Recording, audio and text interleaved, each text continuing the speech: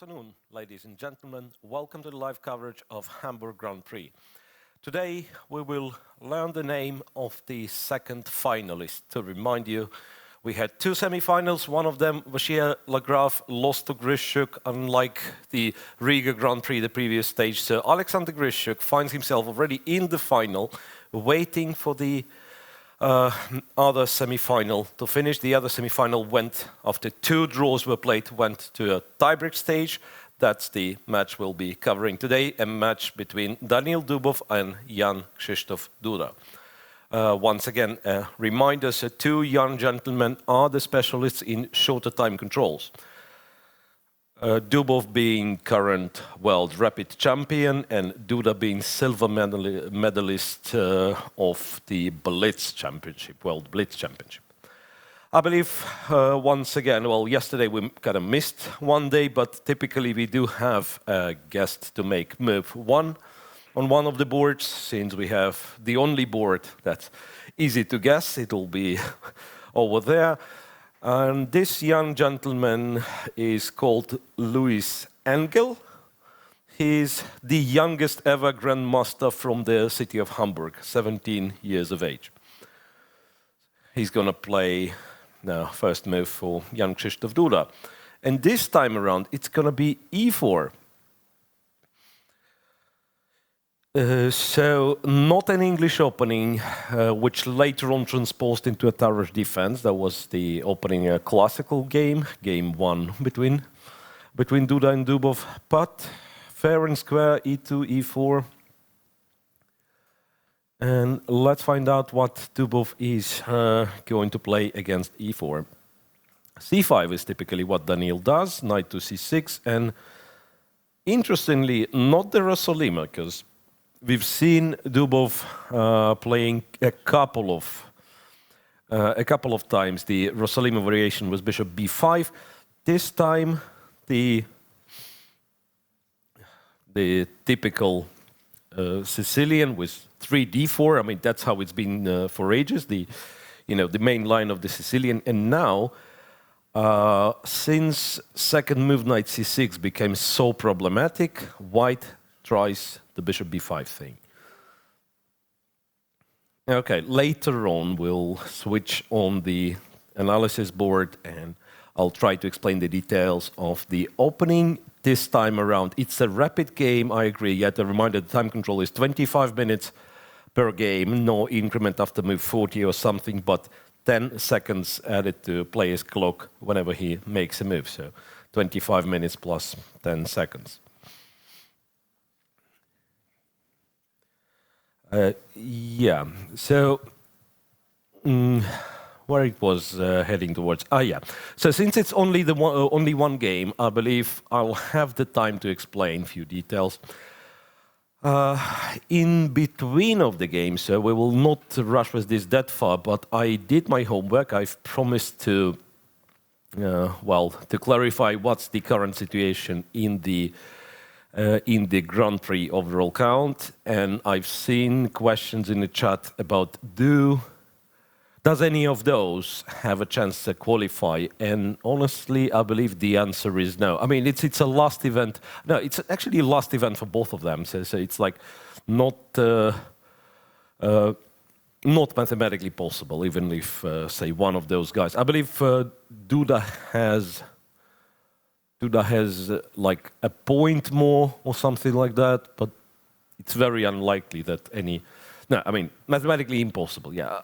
I used to say very unlikely whenever something like this is asked, but in this very case, mathematically impossible. Okay, so once again, thanks to sponsors who made this event as well as the entire Grand Prix possible.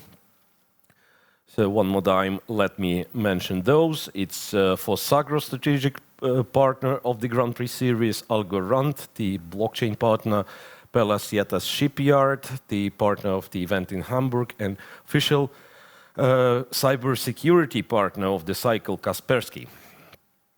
And yeah, and let's get the board rolling, not the ball. We don't have ball in chess. Knight c6, as I said, bishop b5 was the move played a couple of times against Dubov in this tournament. But Duda decided to test Daniil, which once used to be the main line of the Sicilian. And, well, perhaps a couple of words can be said over here, because the reason why White actually opts for bishop b5 instead of d4 is not the line that Dubov is playing. It's actually the notorious Sveshnikov line, known to some as Chelyabinsk variation as well. d6, bishop to g5, a6, and so on. So what Dubov is opting for is, for some mysterious reason, called Kalashnikov. And I was trying to figure out where the names when the name comes from, and I'm not certain, but I was told it's just like a machine gun, because it's like Black's play is so simple. You just push stuff forward, nothing too complex, which happens to be not exactly true.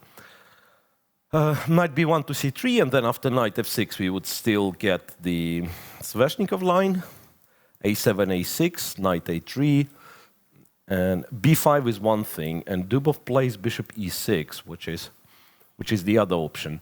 And perhaps I had to say that since Black didn't play knight f6 earlier on, over here, yes, so once again, knight f6, knight c3, e5 would have been the Sveshnikov.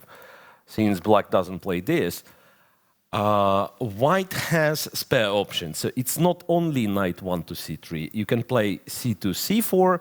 That's yet another main line. Knight 1 to c3 kind of gives Black one more chance to go back to the normal play with knight f6. But Dubov doesn't seem to be interested in this. Bishop e6 played, knight c4 played. That's what I've seen.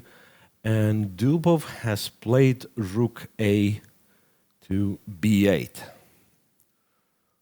I suspect this might be a novelty, judging by the time spent such an early in the game by young Krzysztof Duda. This might be a novelty or a very rare move.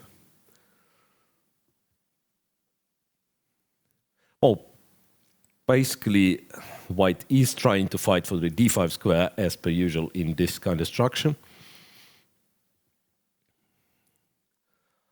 People in the chat, yeah, welcome, and yeah, thanks for keeping me informed about what do you think, what the engine thinks about the position. You're more than welcome to join the conversation. Let's look at today's coverage as the rehearsal before the final, because in the final it will be, unless you guys in the chat will help me, it'll be really a struggle. It'll be only one game, classical time control, so I'll very quickly run out of stuff to talk about unless you'll give me ideas. Yeah, the prize fund for this event, because I can see some money mentioned in the chat. It's 130,000 euro in total, with first prize being worth 24,000, I believe. And then on the Grand Prix overall count, another 280,000 will be distributed among the winners. Well, that's, since it's kind of a moment of a pause, as early as on White's move 9, which is a bit of a surprise with such time control, with 25 plus 10. Yeah, guys, I see an interview, Grishuk's interview request, but this we will have in a break, so be patient, please. What I wanted to say, so since there was kind of a moment to pause, I wanted to, once again, I have it on my phone, the current Grand Prix standing. It's Grishuk who is leading with 17 points guaranteed. So imagine he loses in the final, he scores 17 points, he would still be leading the Grand Prix. But let's not forget, there is one more tournament to play in December. And this brings us to a point that perhaps Maxime Vachier-Lagrave is a hidden favorite. So he is currently placed second. if he makes it to the semi-final, so he gets 5 more points. Well, he's second with 13. Grishuk is on 17. So imagine Grishuk loses the final, Maxime makes it to the semi-final. That's the minimum he did so far. He makes it to the semi-final in Jerusalem in December. He will be the winner of the Grand Prix. It's not that important, I believe, for the players to, well, if he kind of takes first place or second place. Third place is really terrible, right? Because we have only 2 guys who are qualifying. Third place currently is Shahryar Mamedyarov with quite a polarized displays in 2 tournaments. So it's 0 points in Moscow, eliminated in round 1, and then it's 10 points, the winner of a Armageddon final against Maxim Vashyalagraf in Riga. So Shah certainly has something to say about it. And I believe Vashyalagraf and Shah Mamedyarov are the only 2. Well, technically there is Nepomniachtchi, who has pretty much the same result as Mamedyarov with, well, just switching the Grand Prix stages. So Nepo won it in Moscow with 9 points, and then didn't score anything here, getting eliminated by Jan Krzysztof Duda. So it will be a fight between 4 players for 2 places, it seems. And honestly, it is perhaps mathematically possible that Grishuk doesn't make it, but it's really, really tough to imagine in reality. I mean, first of all, it has to be, the pairing has to work this way, so that, like, both, for instance, both Mamedyarov and Vashyalagraf make it to the final, and might not be possible because of the brackets. I don't know, because it's like every time, every new tournament they've arranged according to new rating in the system. So it's really, really tough. Yeah, precisely. There is a mention in the chat. If Mamedyarov wins against Maxim in the final of Jerusalem, this might be the only mathematical possibility. Once again, suppose Grishuk loses the final, which he is yet to play.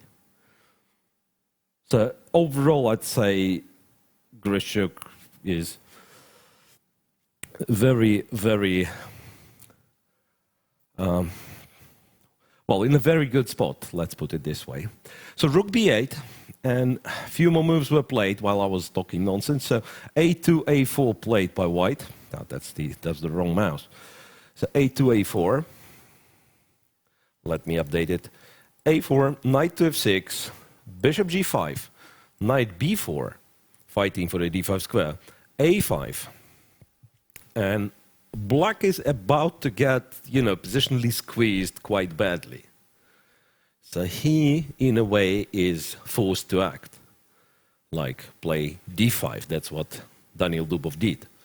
Not that many alternatives. So if you think over there, after rook b8, a4, you got to develop somehow, right? You got to develop somehow. After knight f6, bishop g5, bishop captures f6 is already sort of a threat. That's like you go h6, white captures. If queen takes, there is knight d6 check. And this seemingly is just a pawn up for white. Yeah, there will be some initiative, like rook d8 and so on, but not much of it.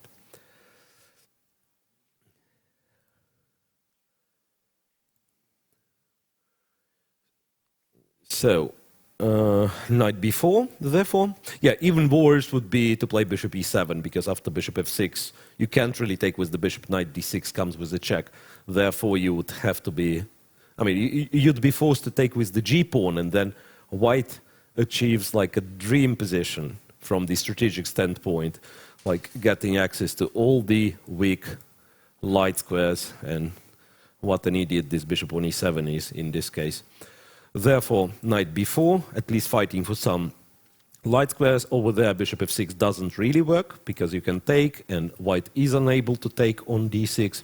Therefore, a5, supporting potential knight b6, once again controlling the d5 square, and black breakthrough in the center with d5. Let's find out what does it mean. So if white captures, black takes back with the b4 knight, I suppose. After knight d5, you probably go for queen d5. I suspect that's the idea, even though it is connected with the pawn sacrifice. Because the other option is, you could consider taking your d5 with the bishop, but I suspect it's like a really bad position after bishop f6, gf6, knight e3. At least I would think so. Because white is not forced to trade the queens. Like I say, after bishop e6, if the queens are traded, that perhaps black is not that unhappy having a pair of bishops in this position. But yeah, but this position seems to be suspicious. White goes like queen f3, puts the bishop on d3, castle short. Black has too many weaknesses. Therefore, and confirming in my words, Dubov goes for queen takes d5.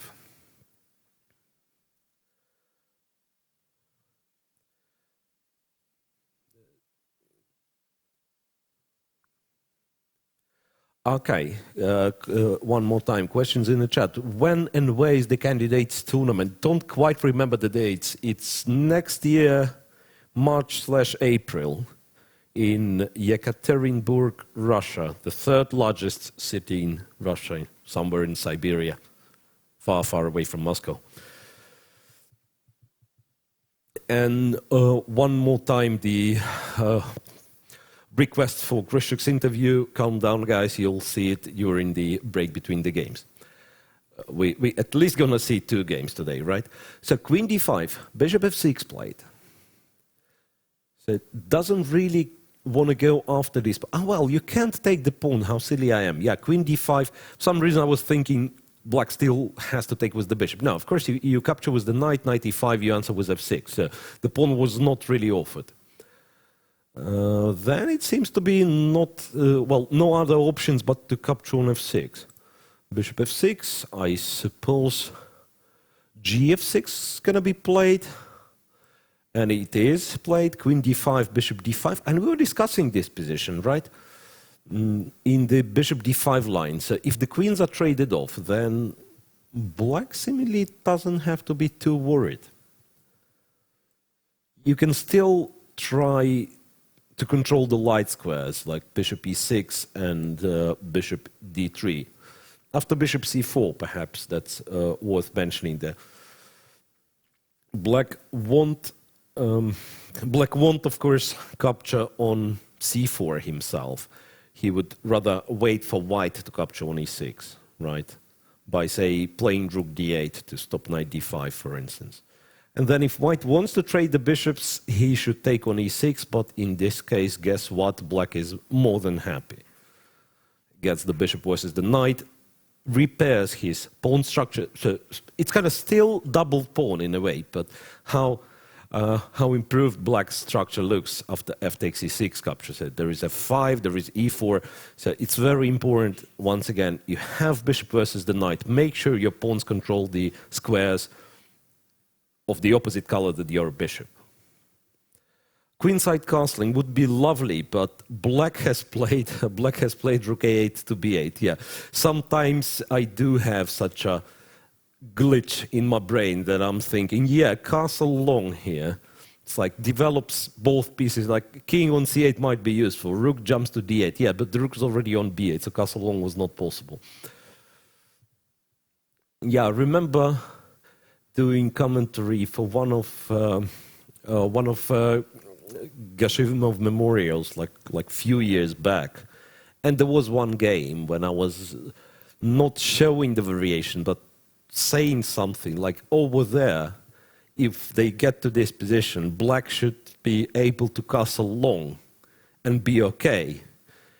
Forgetting the fact that in the process, black went with his king to, say, e7 and then back to e8. And then I finally came up to show it on the board. And it turned out it's just ridiculously stupid because the program would not allow me to do so. Or maybe you meant castle long for white. And right you are. Castle long for white was played. So it's not knight e3, it's castle long over here. Okay, that makes sense. So now, what does black do?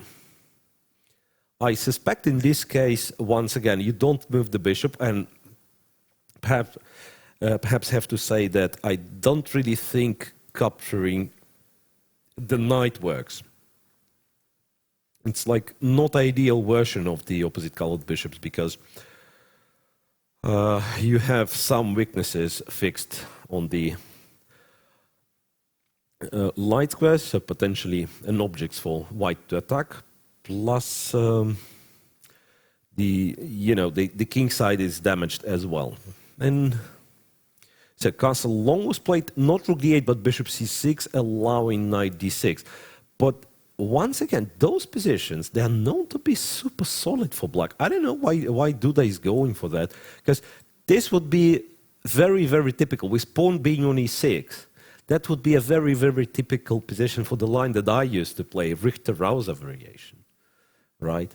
And where black has gone d5 and some pieces getting traded on d5. And then the pawn on e5 in this particular case doesn't really hurt black, because potentially it's black who's going to be pushing those pawns like f5, f4, next to f5, I mean the other pawn to f5, or just f6.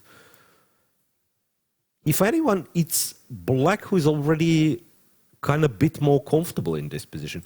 Rook d3 played by young Krzysztof Duda, trying to keep the rook on the third rank, maybe shifting from one wing to another. Yeah, but even if, say, if black plays it in a sort of a primitive fashion by simply trying to trade all the stuff, I don't really think this position is that dangerous. And there might be some other solutions. Like, for instance, I would be looking at h4, h7, h5, which potentially is, from strategical standpoint, it might be dangerous for black, because white, in case of h2, h4, kind of fixes one more pawn on the light square. But then black is by no means forced to trade the rooks, right? So black can play rook g8. I mean, if you trade all rooks now, then h5 pawn is, of course, a huge weakness, yeah? But you won't. So you go rook g8, and g2 becomes really awkward. If you play rook g1, black just pushes stuff forward, goes f5, goes f4. I don't think it's such a comfortable position for white. Yeah, it does look drawish, but yeah, it could be that it's kind of black ends up on a better side of a draw, if I'm allowed to say so. Should black push his E and F pawns? Well, yeah. Yeah, well, more of an F pawn push. I'm a fan in this position, like F5 and look to play F4 perhaps. That's what I would be looking for, because E4 is only good if you can assure that the other pawn appears on F4. Otherwise, it's like a bit of an overextension, yeah? But pushing the f-pawn is, of course, a legit option. Maybe he should do it right now, by the way. It might be that he simply can do it right now.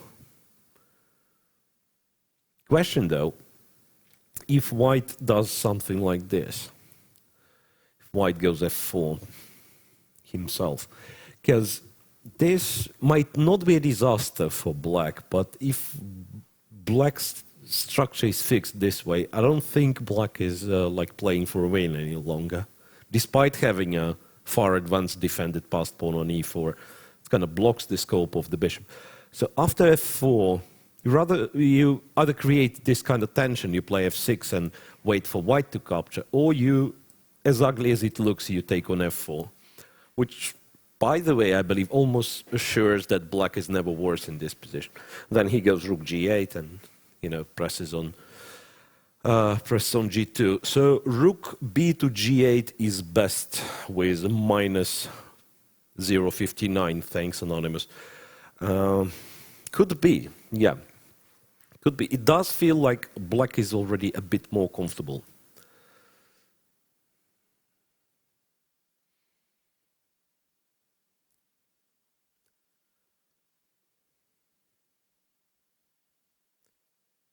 Well, monitoring the chat. Any other chess-related thoughts, guys? Is any of two rooks to d8 good? I was thinking, that was my intention, to be honest. I was thinking black is advised to swap one pair of rooks precisely. You don't want to swap both because then you don't have a piece to apply some pressure on white's king side. And then if you get rid of the rooks, then the fact that those pawns are fixed on light squares might be, somewhat unpleasant for black. But with both pairs of rooks on the board, I was a bit worried about this king in the center, especially if you want to push the pawns. That's what Dubov ends up doing, by the way. He plays f5, one of the moves that we've mentioned. Yeah, you want to grab some space. g2, no, wait, I've missed the moment. No, he didn't play f5. Let me update on this one. So he plays rook b to d8 first. White doesn't react. White goes rook g1, unpinging the g-pawn. And after f5, white plays g2, g3.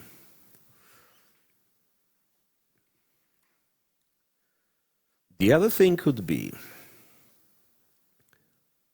a black captures on d3. Goes e4. Anti-positional, one would think. And then tries to bring the king to e5 and play f4 in the right moment. But it doesn't seem to work. It doesn't seem to work because white is just on time arriving with his king to e3. If, say, it's black to move here, black goes f4, Katsky's piece is very active, like imagine white played b4 for whatever reason, then black goes f4, already some intentions to play e3 and f3 after the capture. So if white takes over here, we take with the king. In case of rook g7, we go f5. All of a sudden, all of black pieces are very, very active.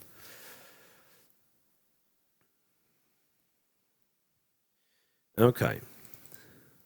So more and more moves coming. King to f6. Oh, well, and now Dubov is going to get this tempo. Look, we'll have the position I was talking about because white has played bishop e2 and then Dubov captures on d3, bishop d3. Now black can play e4, bishop goes, king e5 and opt for f4. Once again, I'm not ready to claim that black has significant advantage, but certainly a bit more pleasant game. Certainly a bit more pleasant game. I'm wondering how much time's left. It seems that it was mostly young Krzysztof Duda spending the time over here.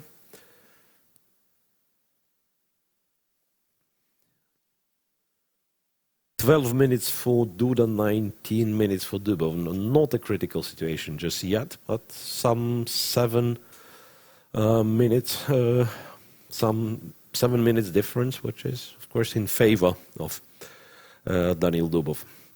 So rooks were traded and, no, wait, bishop e2, and then rooks were traded by black on d3.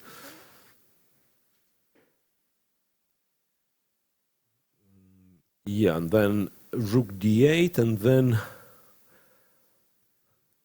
Oh, you mean to play rook d8? There is a suggestion in the chat to play rook d8. Kind of stopping white king from arriving to a center. Yeah, king d2, of course, his answer was e4.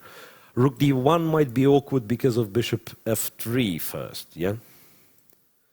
But maybe after rook d8, what white does is bishop e2, and then is planning to play rook d1, because some position like that, if you trade the rooks, you're very unlikely to win. It'd be just, well... It'd be fortress for white at the very least, and white might even get some aggressive intentions. I mean, if he pushes like b4, c4, you definitely keep a pair of rooks for black.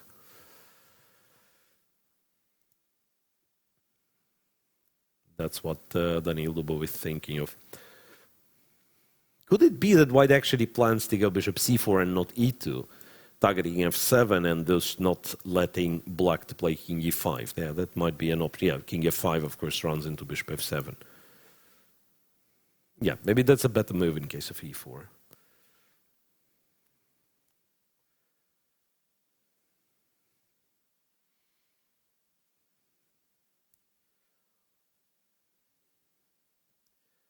Any thoughts on how to handle 25 minutes time control?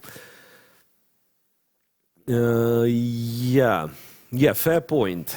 That's it is used mostly for the tiebreak playoffs at the World Cup and in the Grand Prix series. Precisely, that's kind of a really, really long, really strange-looking rapid game, right? So 15 plus 10 being much more standard, right? 25 plus 10.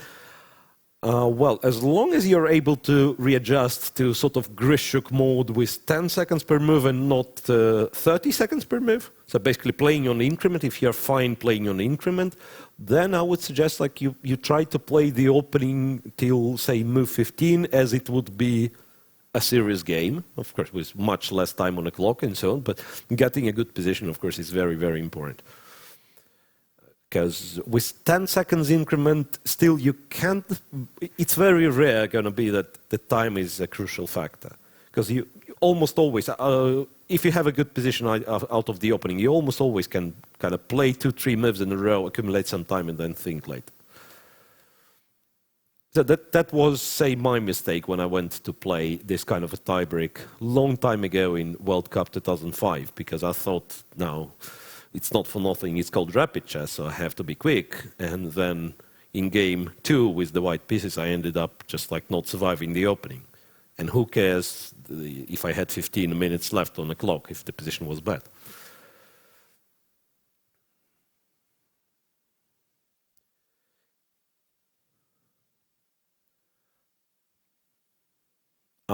Bishop f3 for black.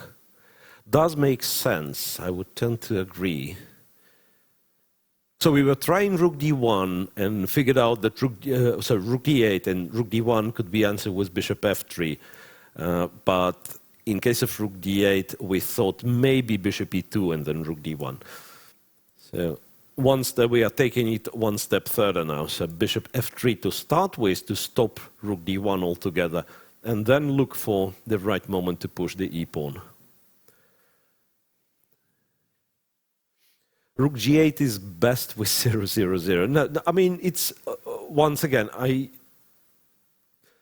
tend to agree there might be like one move preferred by the engine over the other, but in this kind of position, you typically look for the plan, for a setup, and not a single move.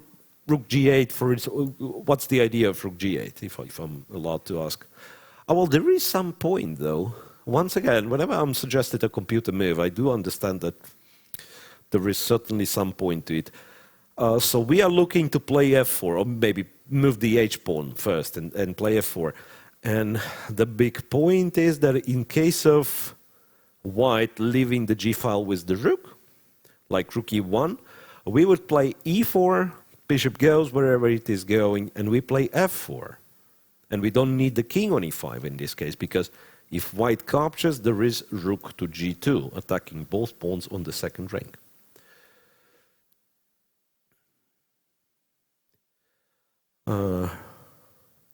Don't quite get the comment about mid-season in Russia. Is it like misspelled mid-season? You mean season between autumn and winter, or something else?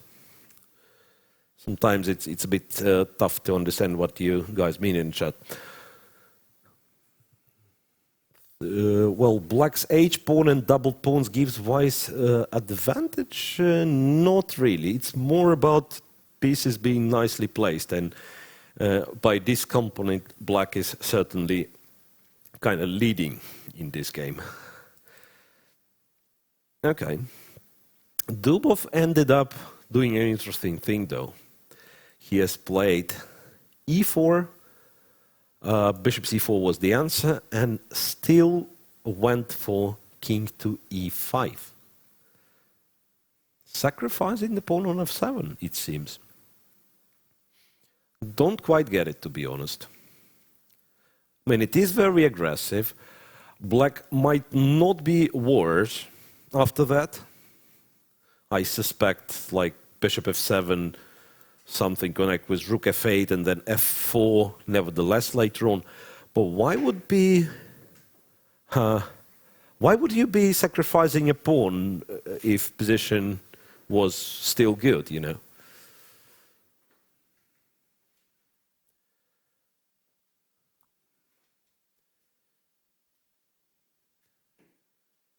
Not sure, really.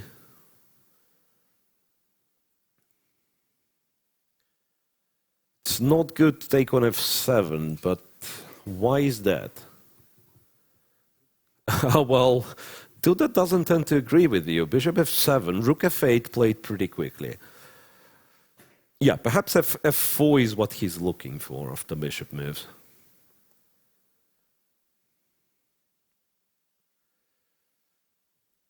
Computer likes ignoring the pawn going for king d2. Yeah, that would make sense, but I suspect black would play f4 nevertheless.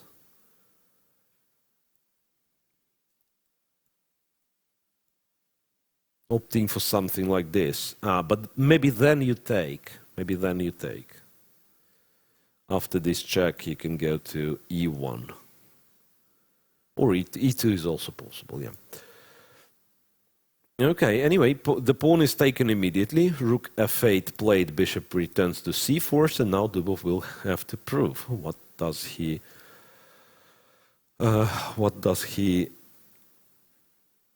what he was planning to do. I mean, it's like what he had on his mind. f4, right? Okay. But let's imagine white reacts with g4. How do you handle that? Because you probably don't want to take, right? Because then rook takes and it's awkward to defend it. Rook g2 or rook f1 being answered with e3, attacking the bishop and the f2 pawn. It could be, by the way, that bishop c4 is not an ideal placement for the bishop. It was better to play king d2, where Engine was claiming plus 0.50. So it means that was a shift, right? So somewhere around this point, rook g8 was equal. Few moves before, rook g8 was leading to black's advantage. Once again, according to an Engine, I don't know at what depth. That's also important. But I kind of tend to agree with that. I'm not sure if white is really better after king d2. Might as well be. And now, according to the claims in the chat, it's 0-0-0, which means like an equal position, but it's not, right? It's not equal in terms of like, you know, symmetrical structure. Everyone has same pieces with same level of activity, so to speak. It's dynamically equal, so there must be some line where precision required from both players where the resulting position is equal. Could be. So f4, king d4 is now good. Rook f1 was played. Okay. King d4 might be good. Well, maybe that's precisely the moment you go for king d4. That's interesting. Dubov goes for something else, like rook to f6. Why rook f6? King d4, I kind of understand that, because if you move the bishop away, there will be some bishop b5 business as well. Anyway, it seems that black is getting a very dangerous e-pawn, which might potentially, you know, not only compensate for the pawn he sacrificed, but even prove black's advantage. So rook f1 played and rook to f6. So the rook is defended, unlike it would be on f8, right? Maybe that's the factor which was like on Dubov's mind. I don't see it playing any role, to be honest. It's like rook undefended on f8, so for instance, you can't play e3 in this position. But do you really want to play e3 after rook f6 if, say, if white says pass, for instance, c2, c3, or b3, rather, the move young Krzysztof Duda has played? Does black want to play e3? I'm not sure, because this pawn is not going anywhere, the pawn on e3. It probably does survive, but it's not going anywhere, right? King d1, king e1. And then white potentially has a chance for a passed pawn on both wings. 3 versus 2 on the queen side and 2 versus 1 on the king side. So in terms of ideas, I don't quite understand rook f6.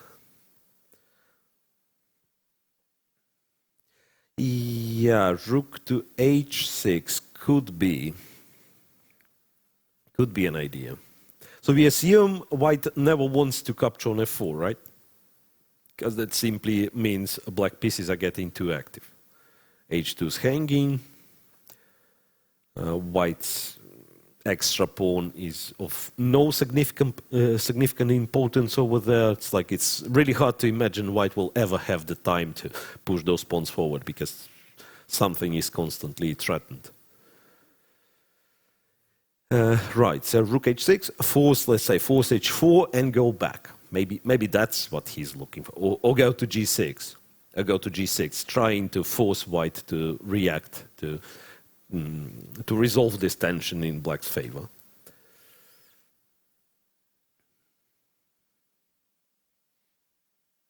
Yeah, right. So without rook f1, maybe black really can get some king f3 in.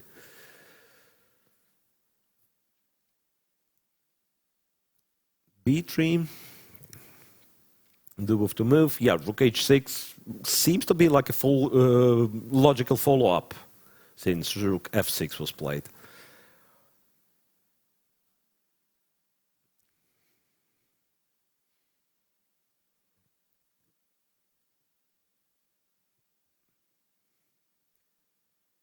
Yeah, e3 regrettably is never a move, yeah, because white can capture on f4 first and then on e3. Because e3, f3, I was looking at f3. Now that I'm thinking, it could be that f3, sacrificing a second pawn already, could somehow mysteriously work for black. Or not really. Whoa. No, it doesn't, because there is king d2, and king is just on time, right? King d2, f2, king e2, check over here, and white can take on f2 because he, very clever, he protected his bishop on c4. Hence b3 and not c3, interestingly enough. In case of c3, this line does seem to work. You can't take on f4 because rook f4 attacks the bishop. And if you take on e3, it's this move, threatening f2 and bishop g2. If you try to block, it's king e4 and rook d8, rook d6, so activity of the king matters. And if you start by doing king d2, by playing king d2, then f2, king e2, bishop f3 line does seem to work, because in this case, king f2 is answered with bishop d5, discovered check. Oops. Bishop d5, discovered check. And actually, it is important as well that the rook on f6 is protected. So strangely enough, I mean, it's a weird tactical line, but maybe it's one of the points where this rook f6 really shines. Okay, after b3, rook h6 and h2, h4 played. So we reached that far.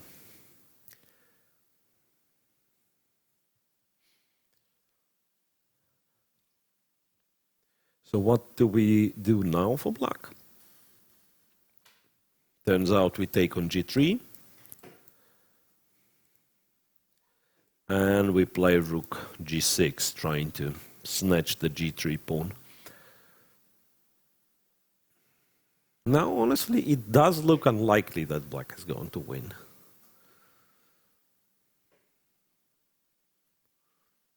So what happens in case of rook g1? I suspect you need to play rook g1 here.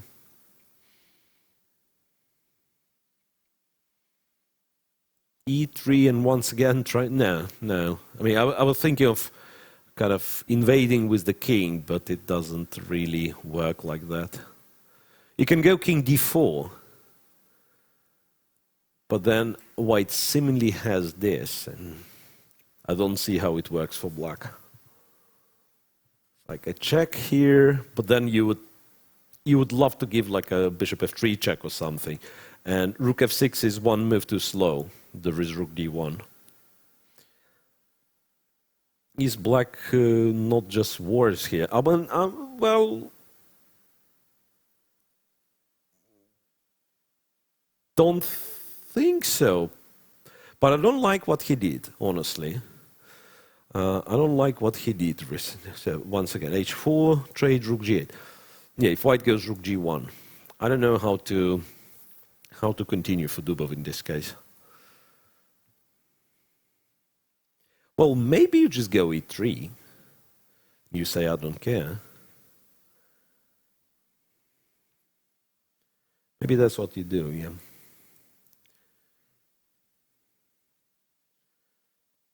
But still, it kind of doesn't add up. I mean, what's your next move? Say white goes back to e2. There might be some sort of a weird zugzwang. Black goes here, white goes here. Oh, well, not the zugzwang, but I mean a weird position. Bishop f3, so the king cannot get closer to the e-pawn, right? But white moves the bishop, and yeah, how about that one? How about that one? Or maybe h6 is just silly. King d4 would have been much stronger.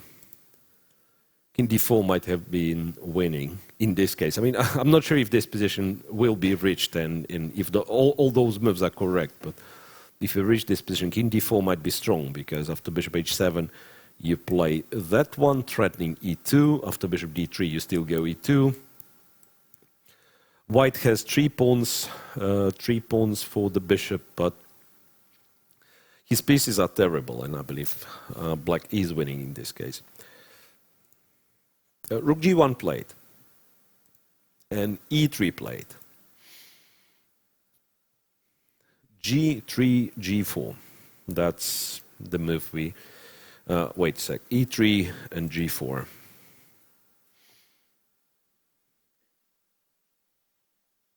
The only way to win in these games is an amazing sacrifice. Not only.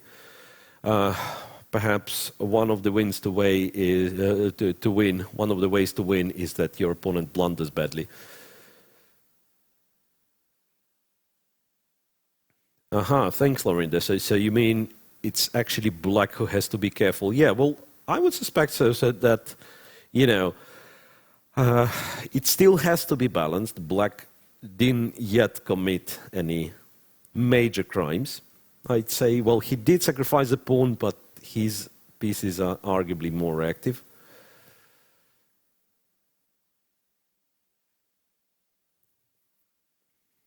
So g4, bishop to f3, g5, and king f4. So the king is helping the e-pawn, or at least tries to help the e-pawn. Tends to be not that much of a help, I suspect. It's like bishop d3, and you probably don't want to sack this one. Don't want to sack h7, so you probably go rook g7 in this case. Yeah, that's what Dubov does.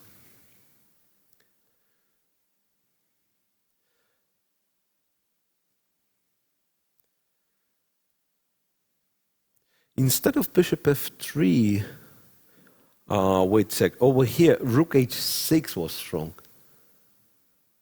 Cool. Force h5 and then go king f4. Could have been. Or bishop f3 then, yeah, but just force h5, so then in case of g5 you grab the h5 pawn, yeah. Fair point.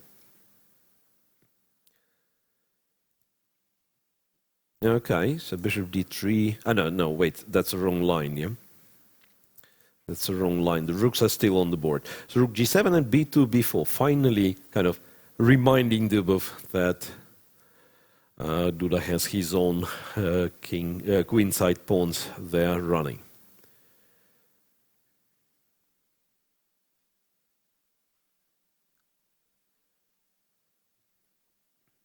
Okay, Duda is getting in trouble, people say.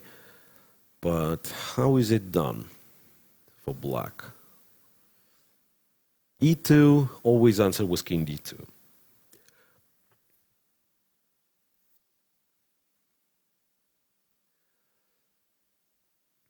Sometimes you would kind of win this by playing rook d7, then trade the bishops and use the fact that the king is cut from the, from the passed pawn. But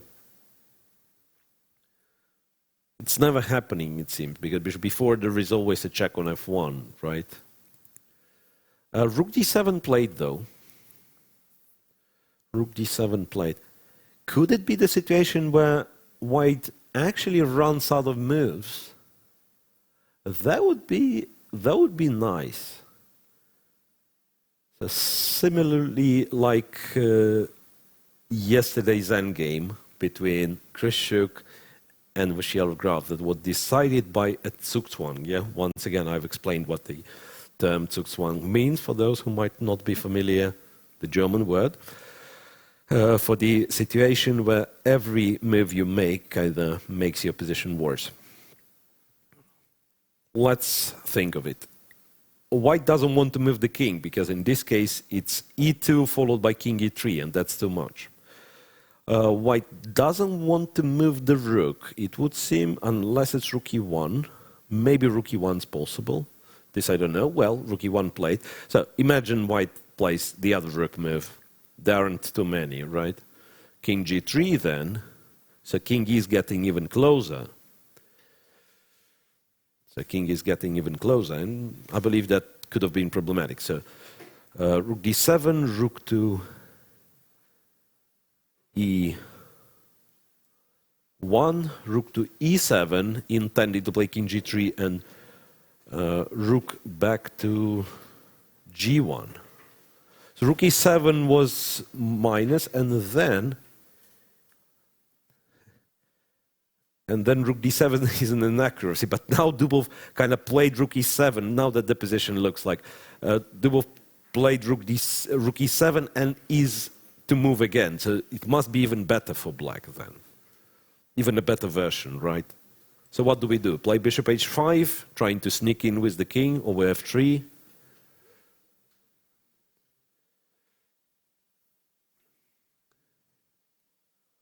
Wait, what? Looks like they're repeating moves, it seems. Rook d7 and rook e1. So I don't know. Chat is claiming that Dubov is better, but Daniel himself doesn't seem to think so. Dubov should play king f4. He's already on f4.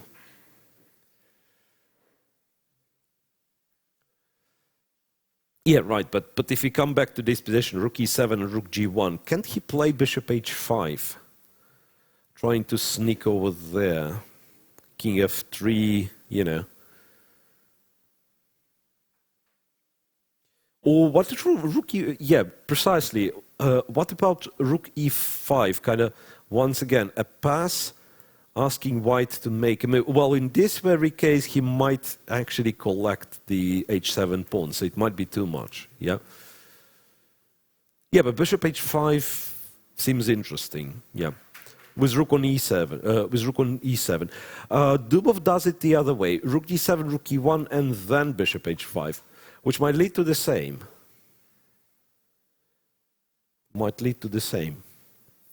It's actually minus a lot, if it's all correct. Well, and the other thing bishop h5 does is, remember I was saying that sometimes you would love to trade the bishop. That's precisely what Dubov is looking for as well. So one thing is like going forward with the king, and the other one is bishop g6. And it's not that easy even to pass moves for white, right? So if you give a check, king goes to g3, and might as well start collecting all the stuff, yeah? Rook e1, check, then we get the king on g2. After this, we go rook e7. Threatening e2, king f2, yeah. Looks very close. So people say bishop h5 was stronger with rooks on e7 and g1 for some reason, precisely for some reason which we will never know. According to what I see, I mean, under the circumstance, that's a well-played game by Dubov. I mean, he has found the whole idea of sacrificing the f7 pawn, understanding that he, at the very least, will have enough compensation thanks to piece activity, and Duda seemingly somewhat underestimated the danger he'll be facing when he has taken on f7.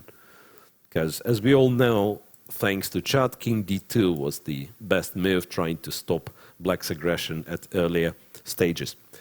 After bishop f7, it does seem that black had some serious initiative. Wait a sec, what's the current position here? Bishop h5 on move 38. Duda is thinking, and not so much time left for him, I believe. He ends up playing b5. Okay. Ends up playing b5.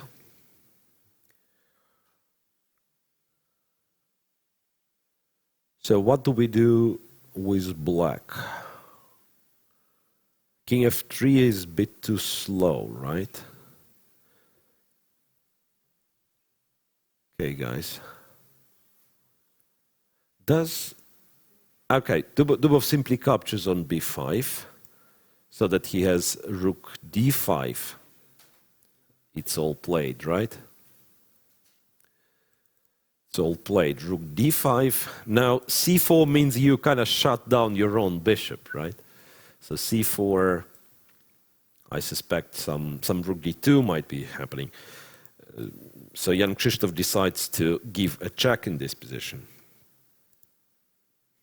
King g3, I suppose. Yep, played.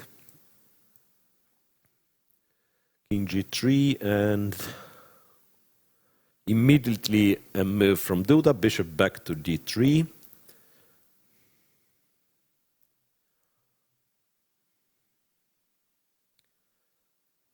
Wait a sec, isn't it just like some funny win?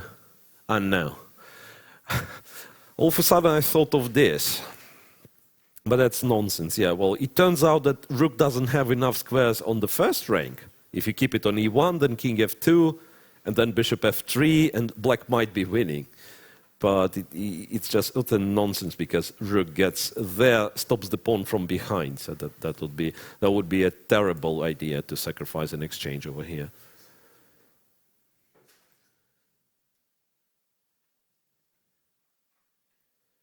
Yeah. Rook takes a5, yeah, fair enough. Might as well just take the pawn. Especially that bishop h7 is impossible. Black is threatening rook a1 check. If you leave with the king, then e2 seemingly wins, because no more king d2 in case of rook e1, king f2. No, I was not intending to take this one. King f2 wins. So all in all, it does seem to be completely winning for Dubov after this one. And to add to this, Duda is below 2 minutes in this position. Rook to f6, black can play rook back to e5 and seemingly force white to go back. There is also a check and some rook d1, which I suspect should be winning as well. Because e2 is threatening, as well as a capture followed by e2, followed by king f2. Yes, it's got to be winning completely.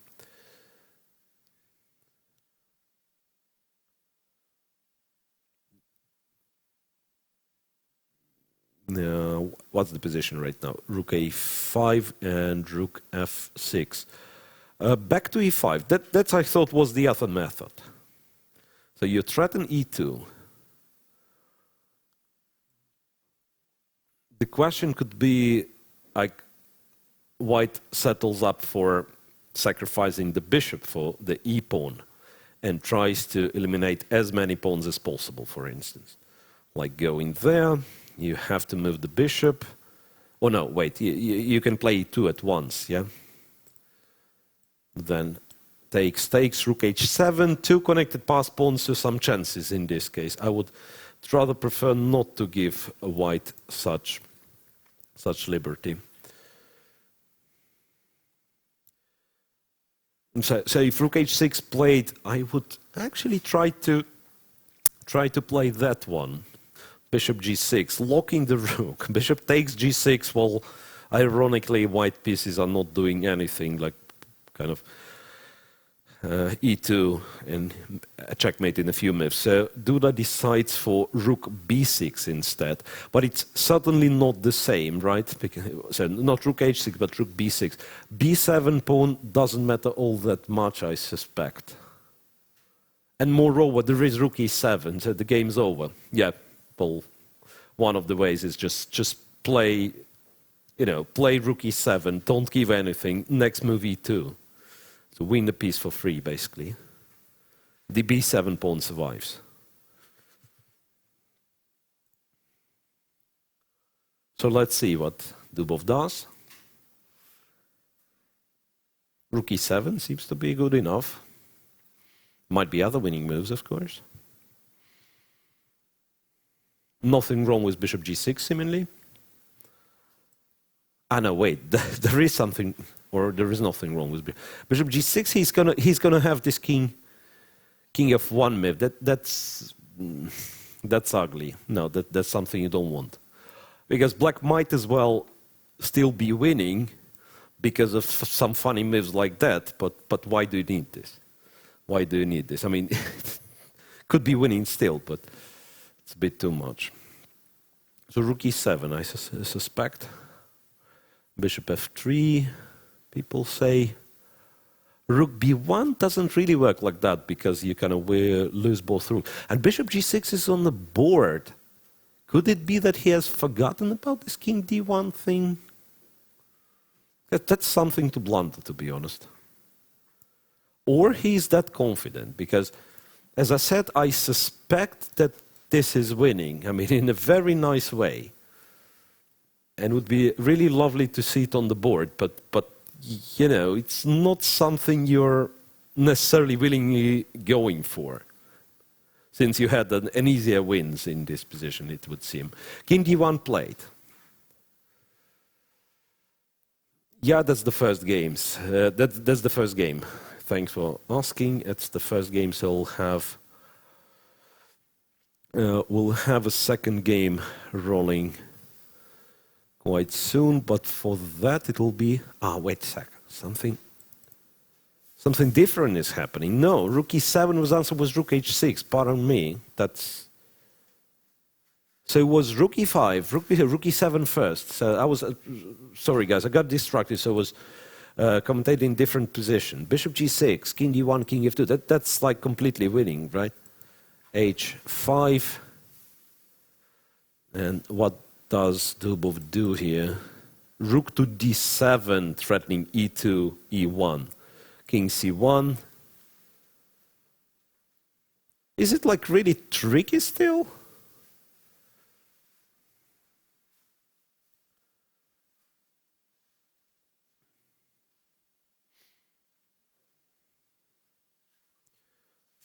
Rook takes d3 played. Brilliant.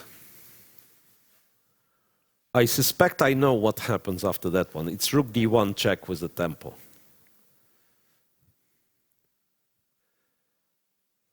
So Duda captures on d3, e2, captures on g6, e1, queen.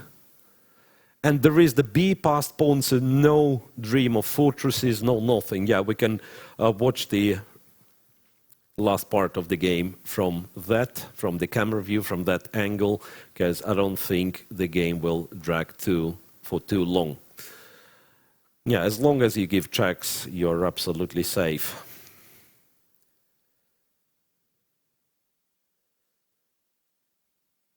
Queen e5, less than half a minute for Jan Krzysztof Duda, but it's not his main problem. His position is completely lost. So Duda will need a draw in game 2, that means. And so far, whenever a player would need a draw with the white pieces in those Grand Prix, they never failed to do so. Okay, d4, the queen's attacked. Not much to add to this. I mean, you just give a check take on g6. I don't really see what's the what's the potential problem. But of course, with 4 minutes on the clock, it's a very, very nice position to be. So Dubov might as well spend some time possibly thinking about his strategy in game 2. Yeah, indeed, seems to be very, very well-played game by Daniil Dubov. I totally support you guys in chat praising young Russian player for this game.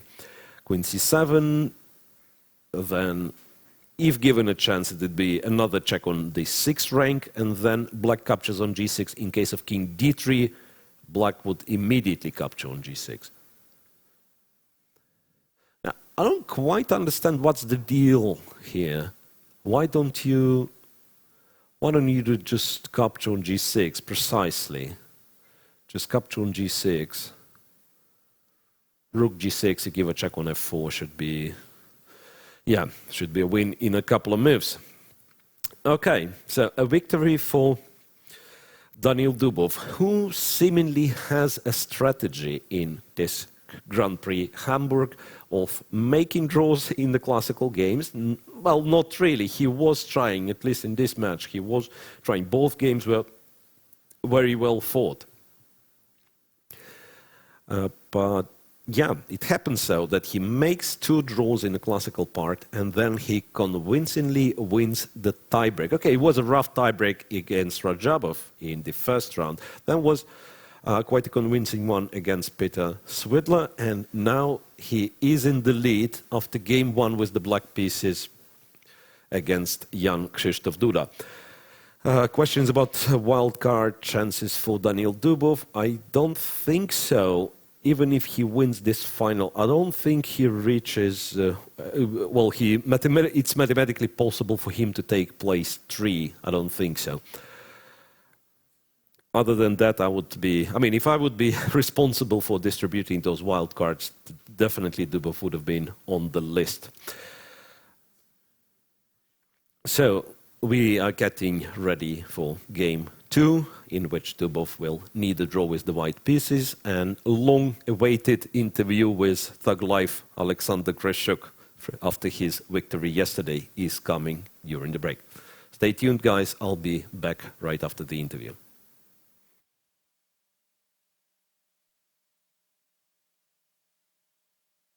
Welcome, Mr. Grishuk. Welcome, Mr. Vasily Graf. The second game of the semifinal ended in a win for Mr. Grishuk. For sure, a big win for you. If I'm not mistaken, even the first win in a classical game against Mr. Vasily Graf. But for sure, you know more. And of course, you advanced to the finals of this competition. You gained a lot of points for your in the race for the candidates. How do you feel right now? And can you summarize the game from your point of view? Yes, but it will be long. First of all, it's my second win against Maxim. We started, I think, with like 10 draws against each other, but since then we are winning non-stop.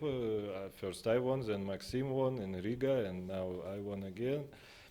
Actually, it's interesting that Maxim again fixes a big hole in his repertoire just before the game against me. First it was knight of h6 he fixed, and now this knight takes c3 he fixed, and actually that's the only 2 times I managed to beat him. So it's strange.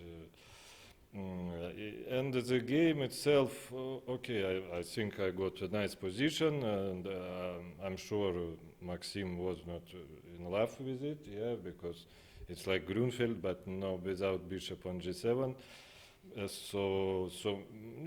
B5 was a very principal move. I hoped it will not work somehow, but I'm not sure. It all comes down if Maxim could play bishop takes c5 after I took d takes c5 instead of bishop take f3, what Maxim played. And after bishop take f3, I'm of course better, but since after that I think we both played quite poorly, but it's not a position very easy to play very well, because it's just all just tactics, and computer of course will criticize us. But then I managed to get this endgame, which I guess Maxim thought would be a fortress, but thanks to this maneuver with king to h5 and then forcing the pawn to go to d4 and then king goes back, I think it's just winning for white. So it was fortunate. Mr. Schiller-Graf, of course, you're now disappointed losing this game, but still, he mentioned that you fixed this line. You played this line a lot in the past years. You deviated with e6, I think, in the opening. But still, what went wrong from your point of view? Yeah, I just underestimated the position after the opening. I thought I would have good counter chances, and I suddenly didn't like my position at all once I was over the board. And then I went for this b5, and of course it's my position is very dubious, and I started to defend quite well, but then at the moment where it seemed most likely that I would end up making a draw, I started making a couple of dubious decisions, after which I couldn't get myself together. And I don't know, maybe the end game after I play queen d5 check, queen d5 is already lost. I should have played it a long time before, as I realized. And yeah, so I don't know, I thought also I would get some counterplay, but then I didn't find anything better than bringing my knight to a5, which of course was disappointment.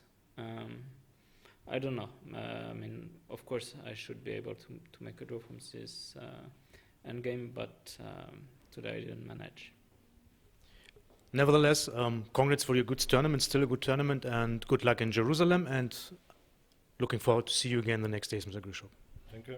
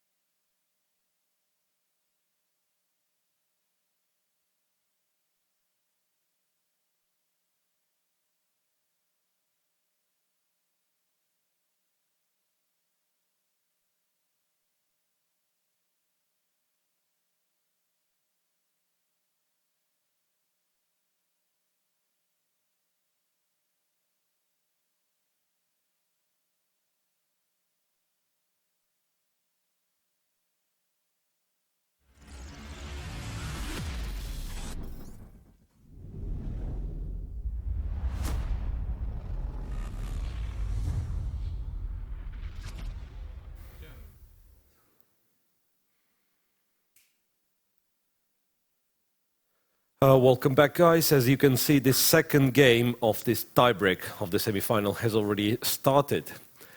Jan Krzysztof Duda has lost first game with the white pieces, to remind you. So Dubov only needs a draw in order to win the match, in order to make his first ever Grand Prix tiebreak appearance.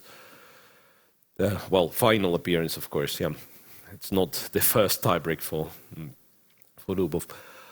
And as I already said, for the few times during this Grand Prix, it's a very, very challenging task to find a playable opening with black in a must-win situation.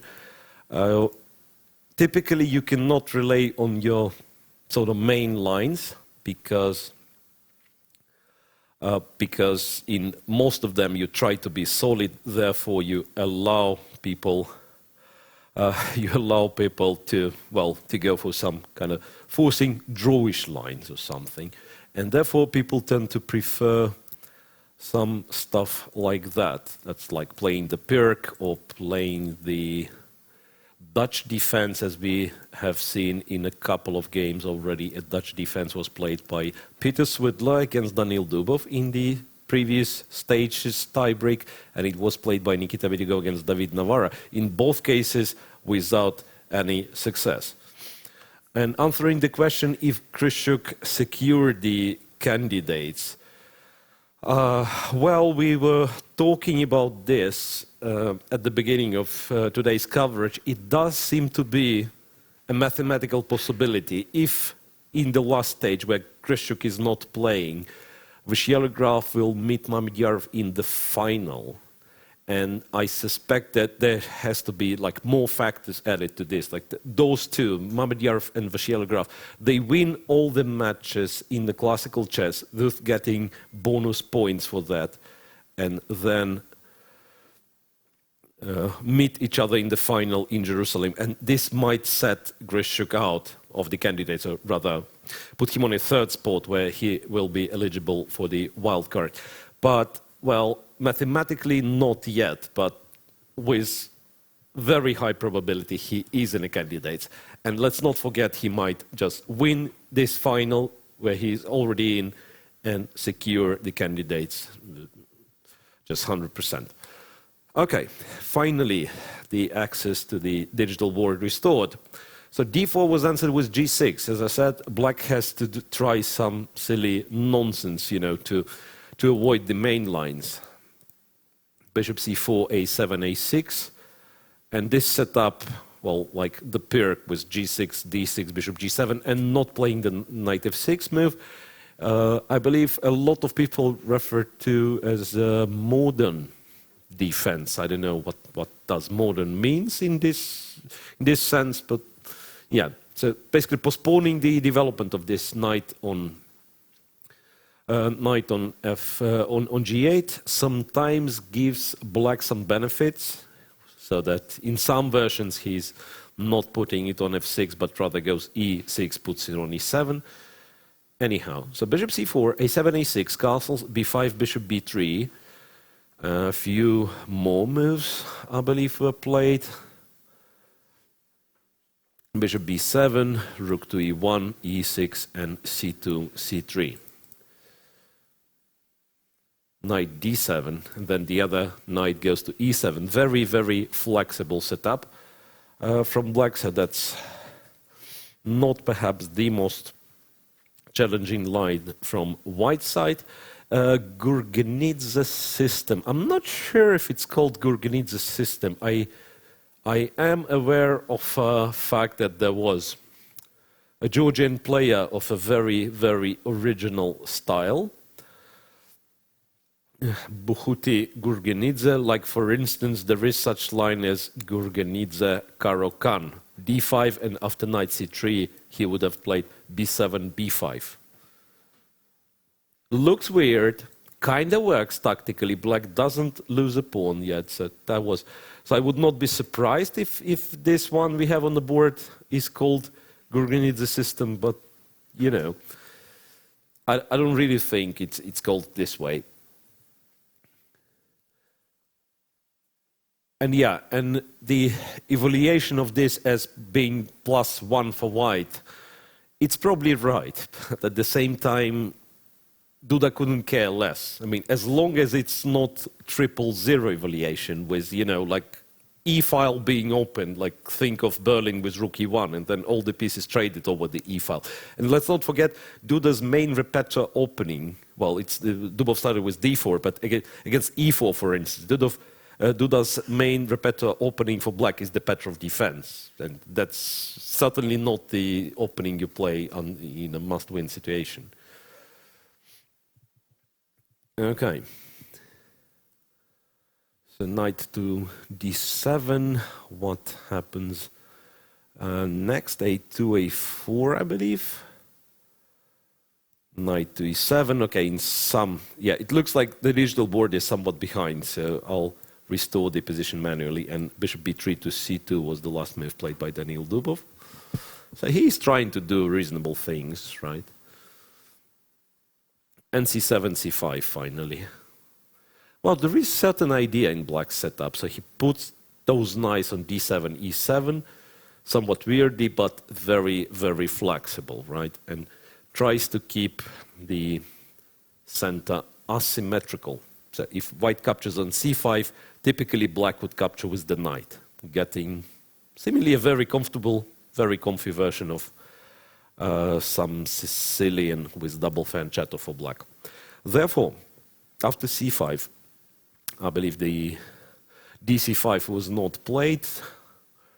I've seen Dubov reaching for this knight on d2, not sure where the knight is going, to f1 perhaps. Knight f1 to g3. So white says, I'm playing the real opposite, I don't care what you do. Knight to f1, then knight to g3. Then later on, maybe looking for some pawn pushes in the center, be it d5 or e5. Ah, yeah, pardon me, guys, that's total nonsense what I'm showing. Yeah, the knight went to f6, attacking e4. So knight d2. Yeah, now that makes much more sense. Thanks for correcting me there. Bishop c2, guarding the pawn, c5, knight f1. Yeah, that's why he needed bishop c2, basically. Yeah, to guard the pawn on e4. Nevertheless, knight f1, knight g3, that's what white has on his mind. Dubov played it passively, now Duda is slightly better. Well, it's really this -0.20, the evaluation you provide us with, it's not that much of a deal. It might change, even on like a deep, cool engine, you know, it might change after a couple of moves. So I would rather just, you know, follow the game and see where something real pops up. So far, like if it's +0.20 or -0.20, they don't really.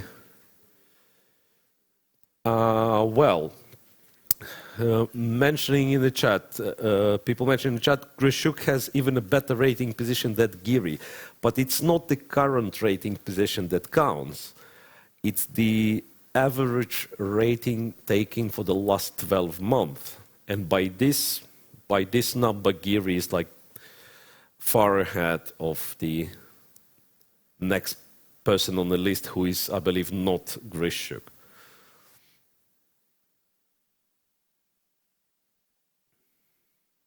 Knight g3, rook f to c8, intending cd4, of course, bishop goes to d3. Black might be better according to the engine, but what's the plan for black? White just hangs to his center and basically doesn't do all that much. You probably should take and play e5 one day and hope that after d5, where white perhaps sooner or later just plays d5, that this will be somehow enough for black. The initiative he has on the queen side will be somehow enough.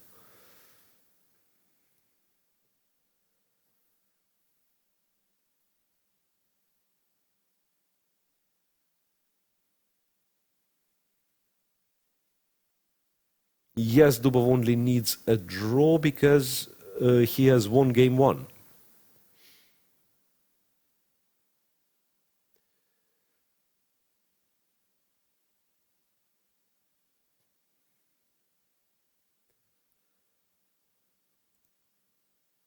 Okay, so do the thinking after bishop d3. Once again, perhaps not looking for the best move, but the most complex one.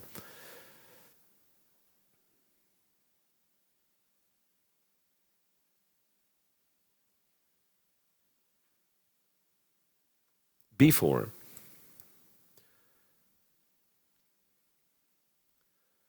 And that's the move white might find a bit awkward to answer. Because white would pretty much like it this way. So if cb4 happen, white is probably happy, so at least the position stabilizes in some way. White can continue developing with bishop d2, rook c1, start trading some pieces. But guess what? cb4, I suspect, would be answered with cd4. Sacrificing a pawn in this case, but getting something rolling, and white's doubled b pawns do not really represent such a threat just yet, and black might start jumping with those knights, like knight e5 or d5 at once maybe. d5 if ed5, knight d5, so that this knight is hanging, the pawn on b4 is hanging. Could be something. So Dubov decided not to capture the b4 pawn and plays a4, a5 instead, taking care of the b6 square.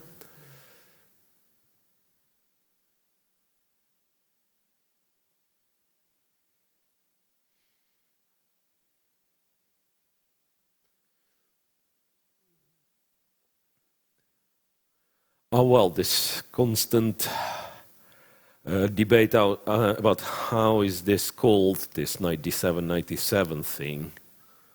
Hippopotamus for some reason. I'm not sure. I've heard of this name, but I don't really know. Well, you know what? In my times, in times of those paper encyclopedias, it was all called unusual, unregular openings, something. Yes, it was basically was considered to be incorrect, and therefore. It's like it's weird now to see people arguing about the proper name for it. You just don't play it, therefore you don't know the name of it.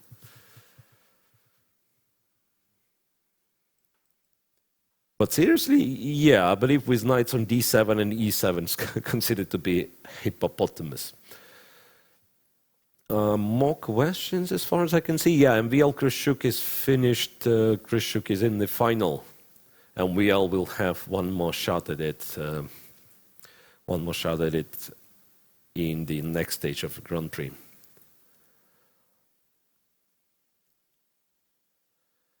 Okay, it's called Tiger's Modern. Well, only in Tiger's book, I suspect it's called Tiger's Modern. We are talking about Tiger Hillarp person, not Tiger the animal, but Tiger the Grandmaster from Sweden. Yes, he did a very nice book on all various kinds of modern defense, with, well, basically all the g6 setups, g6, bishop g7, d6, and not involving the development of this horse from g8 at the early stage. Well, in a way, I must say Duda has got what he wanted to get. So it is a complex position. All 32 units are on the board, I mean, which is already a huge achievement in a game that you have to fight for a win. It's not like, I mean, in some lines it would be just few pieces left after 15 moves, right? Over there, it's, at least you keep stuff on the board so that there will be something. So once again, I might return to this idea of capturing c3, d4, and going e5. Because now, it's like, if you let black capture, black doesn't really care. I mean, especially under the circumstances, black doesn't really care about pawn weaknesses, right? So if you give black a chance, he'll take on d4, right? Getting some squares for his pieces. So the only way you can keep the g7 bishop passive, quote unquote, is to go d5. Gotta keep both bishops passive, but then black gets some squares for the knights, like knight c5, potentially maybe knight f to d7 to support the c5 knight. The bishop on b7 is an idiot, yeah, we have to accept that. But at least black is getting some play. White's knights are also not superbly placed, like knight on g3. That's a, like, eternal debate about this knight being placed on g3 in various rural opposites. I mean, with the closed center, where black gets to play g6, bishop g7, and then, in a way, the knight on g3 does nothing apart from guarding the e4 pawn, but at the same time stops black's potential counterplay with f5.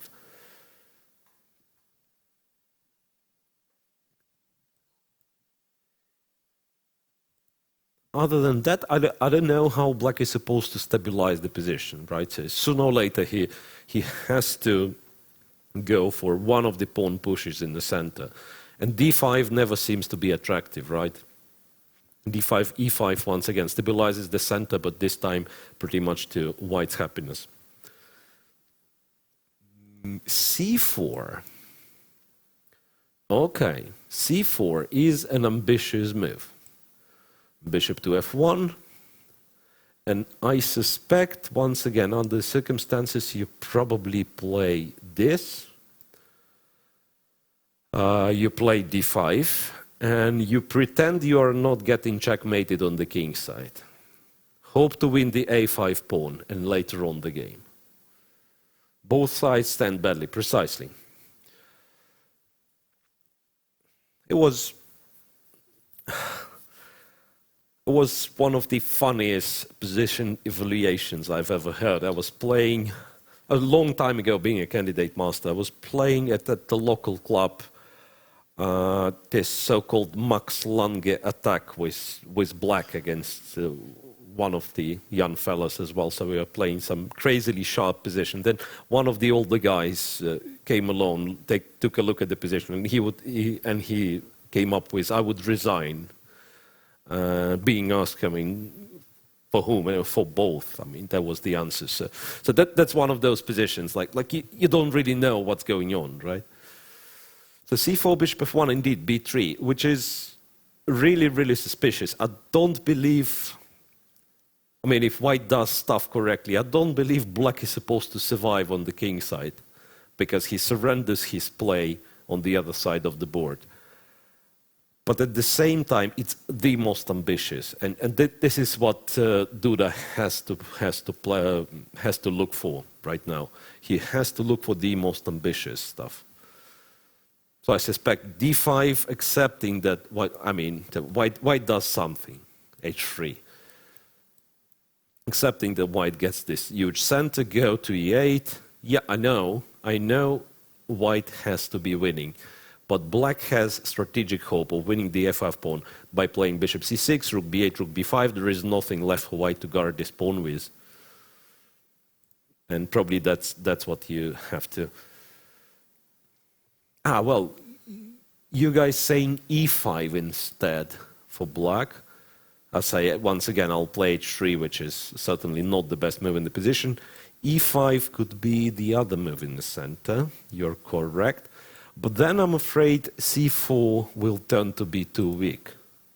Then white might as well just win c4 and at the same time the b3 as well. So rook a4 to c4, knight f3 to d2 to c4. So if black is looking for this or other way to push pawns in the center, it's d6, d5. How can he win the a pawn? Yeah, let me show you. Once again, h3, which I don't think is the move Dubov will end up playing.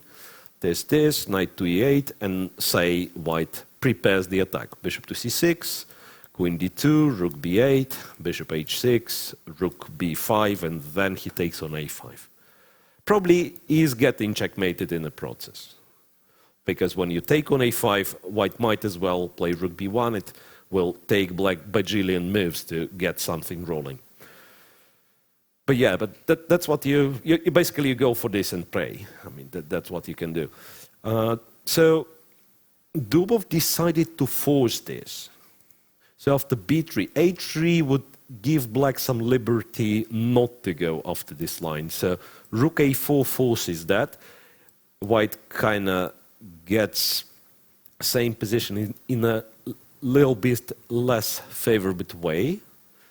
In a little bit less favorable way, but at the same time, the fact that the center is stabilized unties white's hands in terms of kingside attack.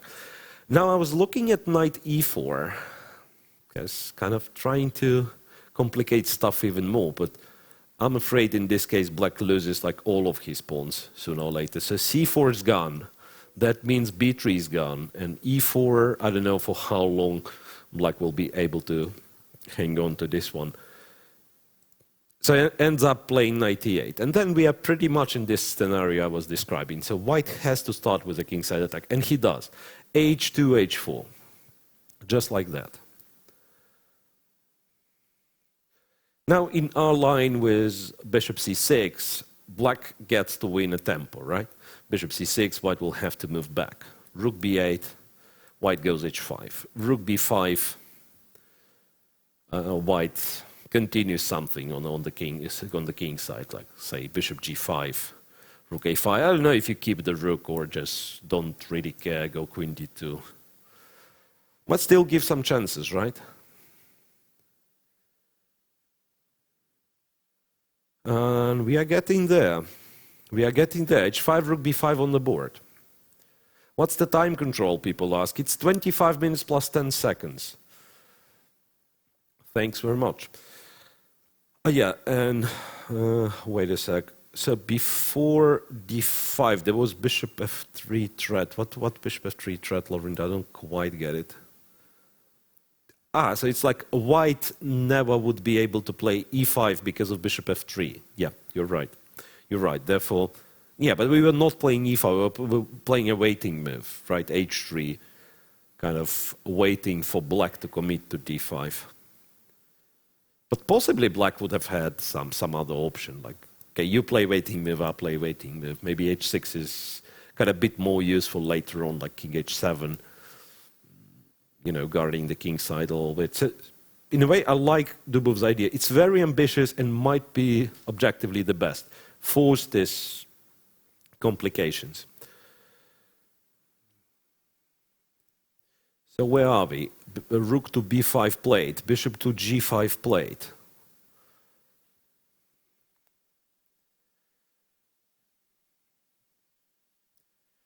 h6 wins. That one? How does it win? I wasn't sure because that's a very typical setup for the King's Indian attack. First place, I'm not sure where to put the bishop because on h8 it's sort of dead, right? It won't be, I mean, it's not possible to extract it. On f8 it doesn't guard f6.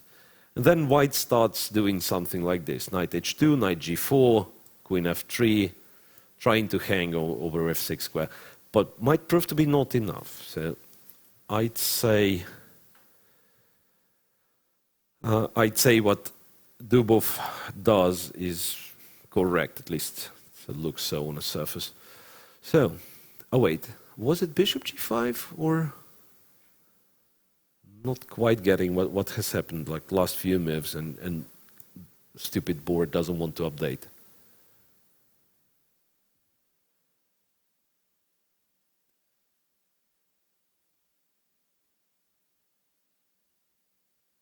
Wrong position of the rooks. Well, once again, pardon me, guys. I thought they so c2 b8.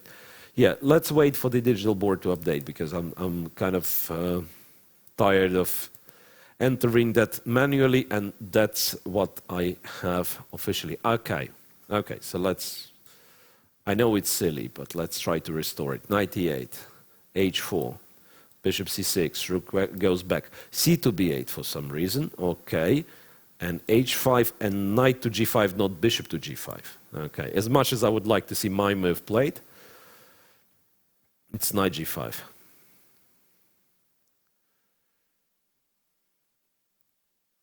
Precisely. So 16 minutes, well, roughly same situation on the clock. Last black's move being knight d7 to f8. So not in rush, it seems, to grab the a5 pawn. Young Krzysztof Duda is.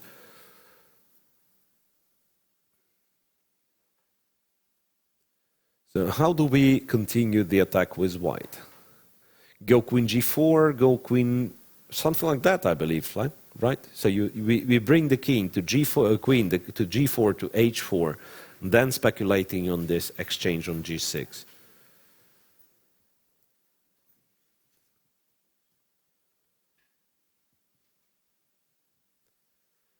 Triple zero in this position tells you absolutely nothing.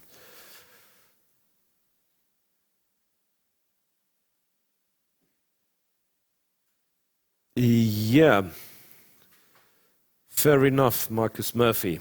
I'm fascinated myself that they can't fix the damn thing so it would show the games, the moves on time. It's quite an old technology already, known to humanity for at the very least 15 years.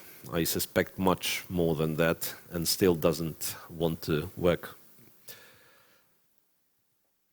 Queen f3, played by Daniil Dubov, I believe targeting f7 pawn, so that a5 is not possible to take right now. Keeps the tension, that's a good thing to do.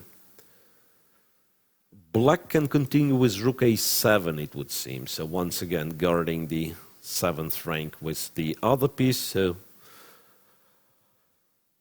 once again kind of updating the threat of rook takes a5.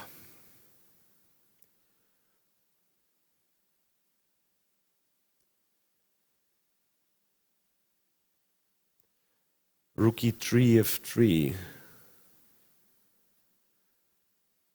The engine gives an insane line. Let's look at the insane line. So h7, h6, then white captures over here, black captures the knight, and the white has bishop c4. What? Seriously? That's very inventive. I mean, I don't know if it's good, but it's very inventive. And then you capture on f7, queen f7, and take on c6. But you end up being a piece down in the end with white. You probably collect like a bunch of pawns, right? c4, potentially a gunner, then g5. Yeah, could be. I wouldn't trust such lines, to be honest.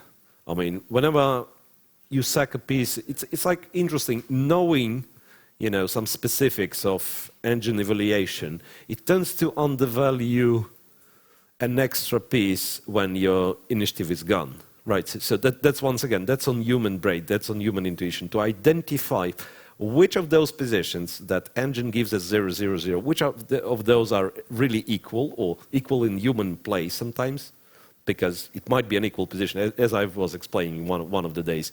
Like it might be an absolutely equal position to the computer, but you as a human would be unable to play it. It's like you'll screw up the very next move.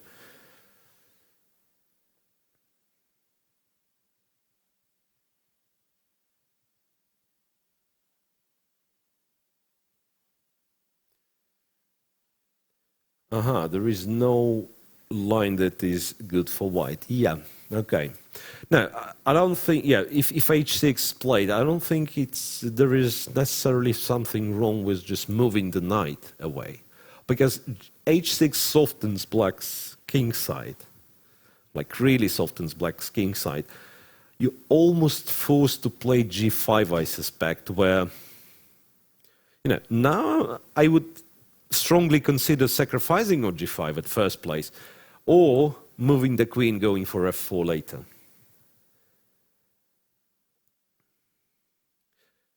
Yeah, we know. Queen f3 played and Duda is still thinking, so I suspect it's like h7, h6. Huh?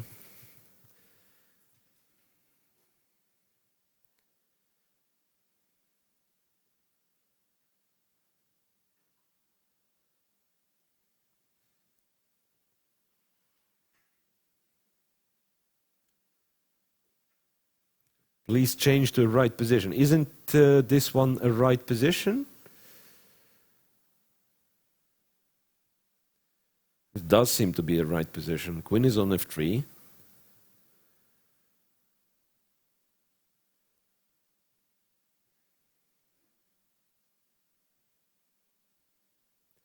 Bishop c4 tactic is in the air only if black leaves the bishop on c6 unprotected. Oh, well, knowing about this bishop c4 thing actually kind of helps us to understand that in case of rook a7, black is not threatening much. Let's say we play some move like bishop f4, and if black captures on a5, we are probably able to take on c4. Might not be so important for white to kind of win back the pawn. It's not the main objective. The main objective of eliminating the pawn on c4 is that you can play bishop d3, and this bishop as well participates in the attack. Yeah, stop confusing me, guys. Stop confusing me in the chat. I do have a correct position, and that's really jolly to hear, because the digital board, the thing I'm always complaining about, got stuck after 17's d5. Stupid computer doesn't like black's position, apparently, so it got stuck at 17's move d5. So I have to navigate it from the camera view. It's apparent for that. Rook to a7. As we were saying, yeah, that's a useful move. So once again, to recreate the threat of rook captures on a5, and also in some lines, maybe it is important that f7 is protected twice. Knight h1. How about that for an attacking move? Oh well.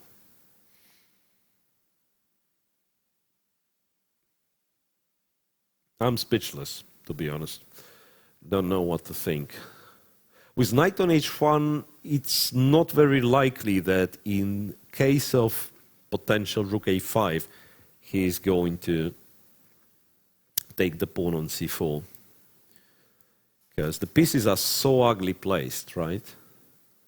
Well, actually, speaking of this c4 capture, I mean, something like that might prove to be unpleasant for white all of a sudden. Because we were talking about white playing for an attack, right? He kind of has to. Then over here, how do you attack black? I mean, if you trade the queens, you might as well be just lost over here. It's like rook gets to a2 and knight c7, knight d5 is about to happen. So you'd probably move the queen. And it might be that black is just fast enough, like push the a pawn, push the b pawn.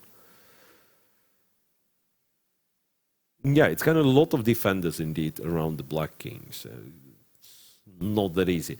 No, I don't think, in case of rook a5, I don't think Dubov is interested in capturing the pawn back. He's probably looking for some g to g4 action. Also, it kind of clears the third rank for the queen, so queen h3 in some cases. So, for instance, this happens, and then we go queen h3, and then we intend to play f4, knight f2, knight g4. Maybe that's enough.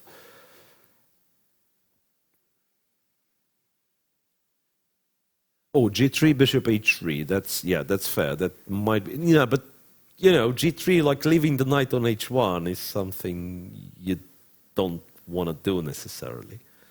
So it's like, I like to think that if he played knight h1, it's not because he's kind of trolling his opponent or something. He does think that that's a better square. Because if you would want, say, if you would want g3, bishop h3, why didn't you play knight e2 then, right? With sort of the same intention. After g3 and bishop h3, you would press the e6 pawn, and in this case, knight e2 to f4 helps. But the square e2 makes knight far, far away from g4, unlike h1, where potentially queen moves, pawn goes forward, and then knight f2, knight g4. Maybe that's the start of a somewhat longish maneuver. Today's, getting low on time. Not yet, I would say. How much left? Like 7.5 minutes. It's not critical just yet.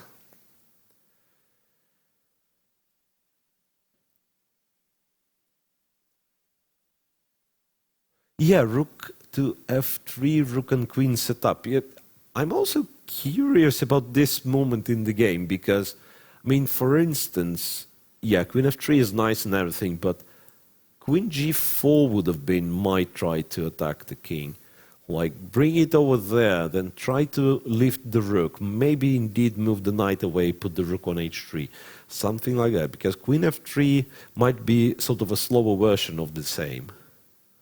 Rook a7, knight h1.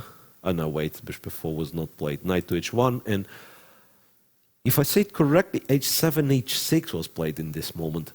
Knight back to h3, not really spending too much time, as you could see.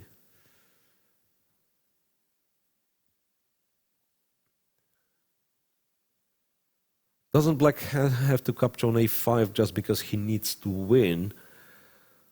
I would. That much I can tell you. I would have taken on a5 this position, but apparently Duda have seen something better than that. Even though I'm not sure how this h6 g5 falls into a category of being better than just capturing a pawn. Black's position on the king side is dangerous, doesn't matter what you do there. But g5 and then allowing white, once again, I want this picturesque knight to be on h1, so therefore I'm going queen g3 and not queen g4, and then f4, right? Seems really, really dangerous for the king. g5 played, and the queen returns all the way back to d1. Ah, that's interesting. Why would he go to d1 and not to g3 or g4? Perhaps connect with some f5 pushes. Now I come to realize, I mean, if you play this, you might as well run into f5. Now, if you don't take, black all of a sudden is completely safe on the king side. He captures the a5 pawn, so you kind of have to take en passant on f6. Bishop captures f6 in this case. Oh no, sorry, knight captures f6 in this case with a tempo. Once again, black might start some nasty jumping over there. So queen d1.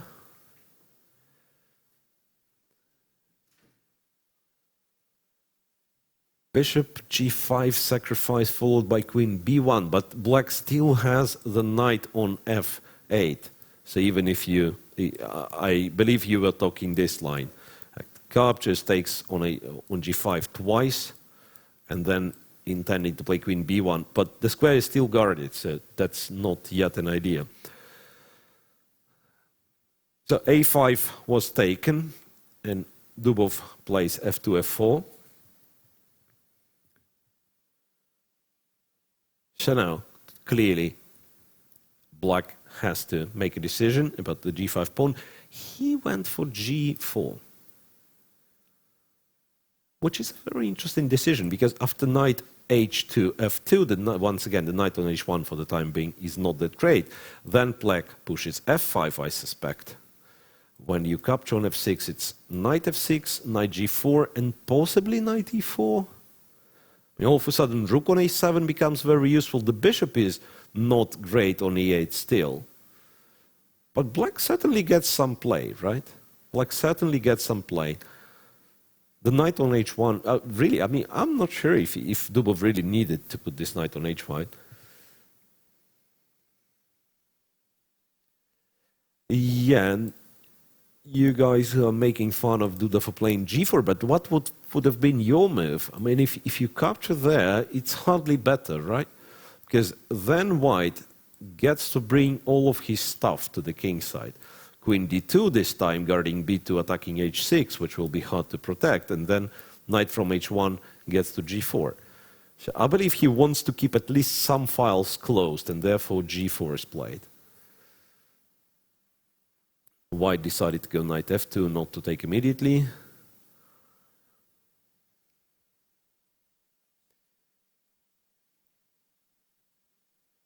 Why not queen g4? I believe because of the same reason. Black goes f5, captures with the knight. It's not like it's terrible for white. I would still prefer white in this position. You just go back, right? You put the knight on d2. So he believes knight f2 is superior, because the pawn is gone, nevertheless, right? Engine doesn't like it. Okay. So you are saying to take, after g4, to take on g4 and not to take on f6. Maybe you're right. Maybe that's the better version. Just keep those knights passive, right? And then prepare g4 in the right moment. Yeah, maybe that's correct. But we are heading towards the line that I was looking at. So knight 3 to f2, f5, captured on f6, knight f6, knight g4 played. Queen g4 was clear best move, actually. Okay.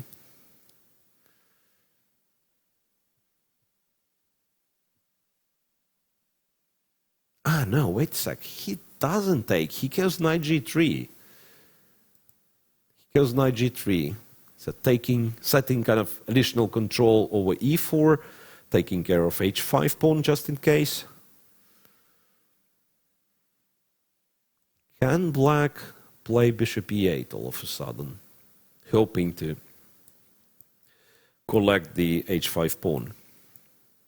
Because some line like that would be, I'd want to say, unclear at first place, because yes, white is almost got to black's king, but both bishops are not that great, right? The bishop from f1 would need at least a couple of moves to get into action. Knight g3, not knight g4. Yeah, I've figured it out. Yeah, knight g3 is played. That's the current position.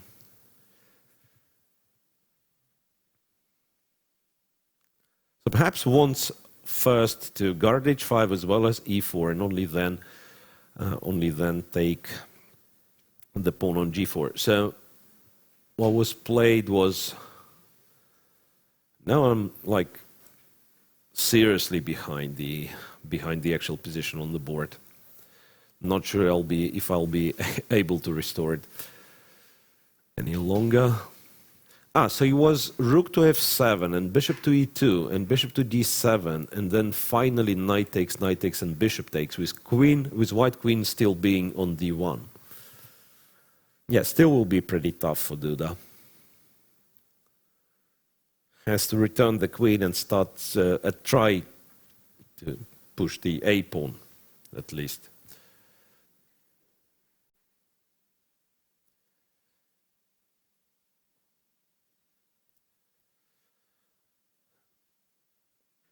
Okay, some draw predictions in the chat.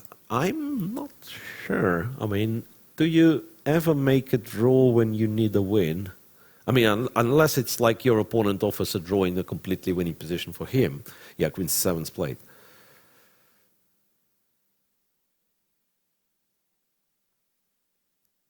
Okay, so now knight from g3 has to be once again remaneuvered to e5 somehow. How do we achieve that? f1, h2, f3. Black, from his perspective, wouldn't mind knight h7 to f6 to e4 if knight from g3 leaves elsewhere.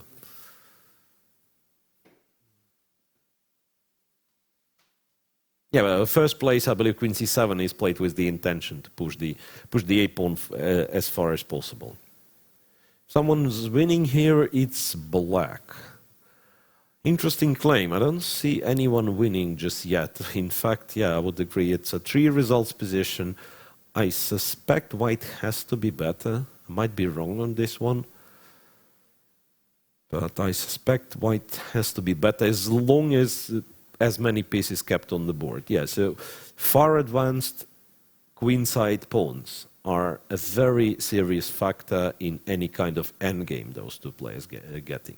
But as long as there is not an endgame, it's the king's safety, king's shelter, what matters more. And in this regard, I believe white king is somewhat safer for the time being. Okay, time for Daniil Dubov to spend some minutes left on his clock to come up with the plan, because indeed for black, especially in the situation he is, he'll be pushing his a pawn, right?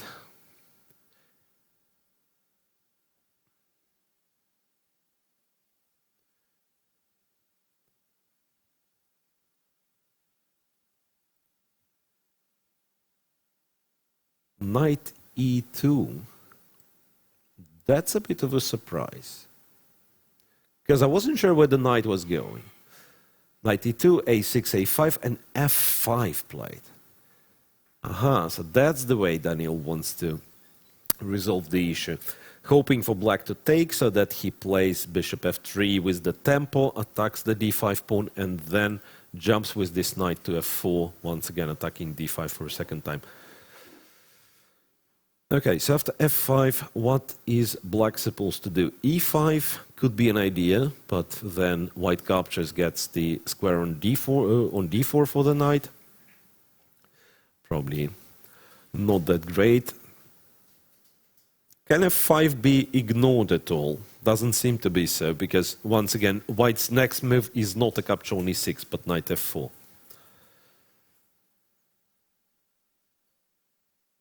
Good chance for Duda to survive the attack. Okay, we'll see. Yeah, f5 taken, bishop c6 played. So now knight f4, I suppose. Or bishop f4. That's the other thing. Bishop f4, followed by queen d2, and then knight, wherever it is going. Bishop f4, queen to d8. So now d5 is safely protected. How about h6 after queen d2? Maybe Duda is getting some chances, you know. Knight f5 was +3. What was knight f5? Which moment there was knight f5? I'm not sure.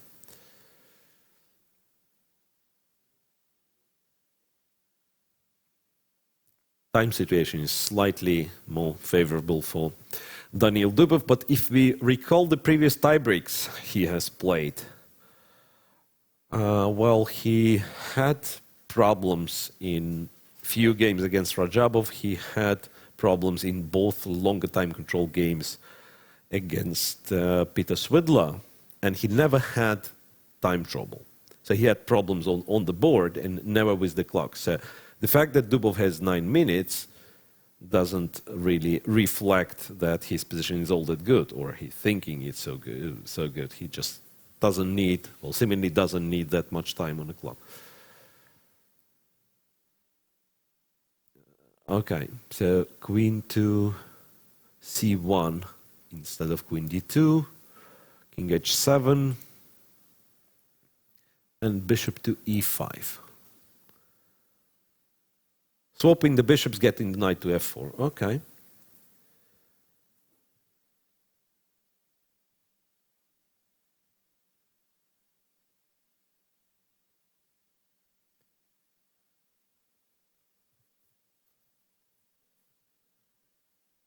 Brilliant, but now I'm not sure if the chat is somewhat lagging or something, because queen d2, bishop e5, yeah, the idea that was given was actually played on the board. Yeah, it was queen c1, not queen d2.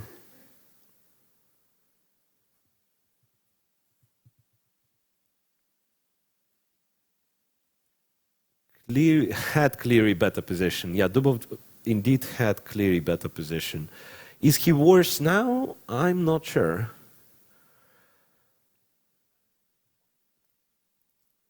Does engine say that black is better?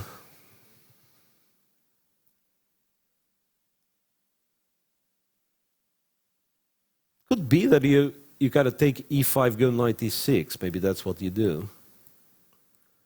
Take on e5, go knight e6. But then once again, some stuff like knight d4. Knight d4 you capture, right?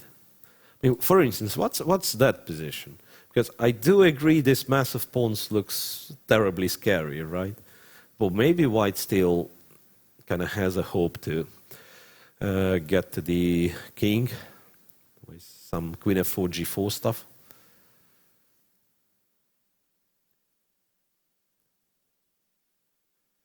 Oh, really? -1 now after bishop e5.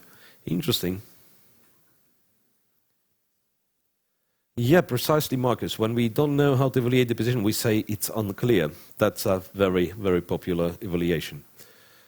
But same in the game, honestly. I mean, if I'd be playing this position, I would not think of myself, is it 0.50 for me or minus 0.40, so it's kind of advantage for my opponent? I mean, it's either a clarified position when I'm sure I'm better or I'm sure I'm worse, I have to fight for a draw, or I'm thinking, okay, it's unclear, I'm still looking for, for the ways to clarify, for the ways to get some kind of familiar patterns on the board. So that's, yeah, I know it kind of doesn't make sense if you look at the computer evaluation and see someone who's pretending to be an expert call it unclear. But that's how I would approach it during the game. That's, I believe, how players are thinking, especially with 10 seconds increment, with such little time on the clock. Okay, so some action after bishop b5. It was knight 96. Bishops traded on g7, knight f4, knight to g5. Yeah, it does seem to be slipping away from Dubov. It's not desperate just yet, but yeah, it does feel that Black's problems are over, and let's not forget Black is a pawn up, so there might be some troubles for White. Queen e3 though. Obviously not against knight f3, queen f3. Queen d6, a little cheaper, is a threat. Capture on f4 with knight h3 check.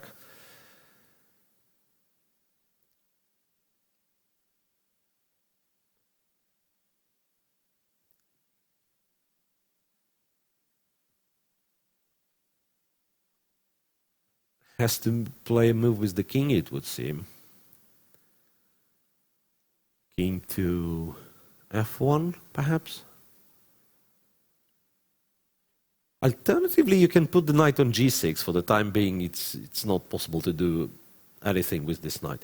Yeah, Black sooner or later puts his own knight on e4. I don't like it for White anymore.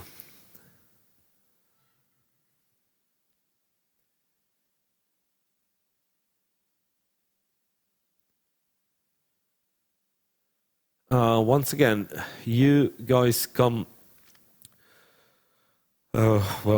back to this knight f5. Could you please specify when was the moment Dubov could have played knight f5? Because I'm kind of missing it. Oh well, you're saying Dubov has to play knight e6 now. Honestly, it's counterintuitive, even if the computer likes it.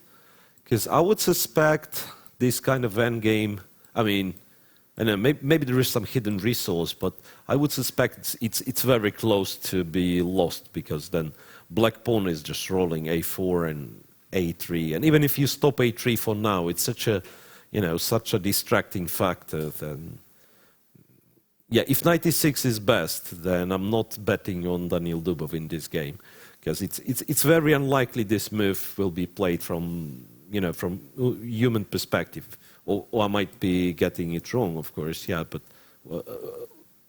you do get the endgame, I suppose, right? But what do you oppose to this a4, a3 threat?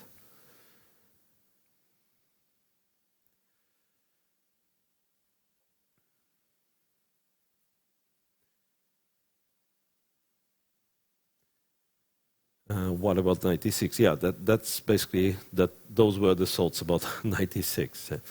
A 96 f4 for Black could be, but do you really need f4? Yeah, I mean, once again, from Black's perspective, whenever I see 96, I just trade because I know the endgame is better. f4, fair point. It's a nice, cute tactic if Black.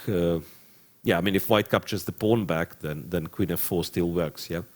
That one we have to show on the board. So Dubov ends up in a tough situation, huh? Yeah, knight g6 I was thinking of. Kind of to try to keep a bit more pieces on the board. And knight g6 is played.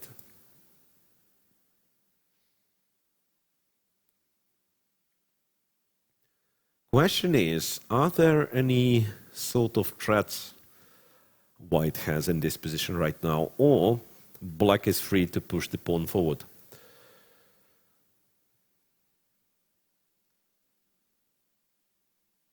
If Duda wins it, Duda wins it, what I can say, we will stay there for longer because there will be two shorter rapid games at the very least. Dubov went from +1 to -2.2. When was the last moment it was +1 for Dubov? Interesting. Shouldn't have played f5 perhaps. Okay, knight g6. Was that queen g3?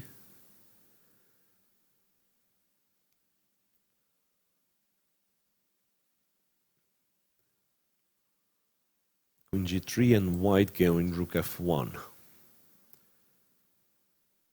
Okay. Yeah, because queen g3 was, well, very naive but straightforward threat of knight captures f3. So queen g3, rook f1. Once again, Dubov is trying to hold on to the position, but it's really, really tough to do so, and especially, yeah, I'm still looking at black's, a5, a4 move.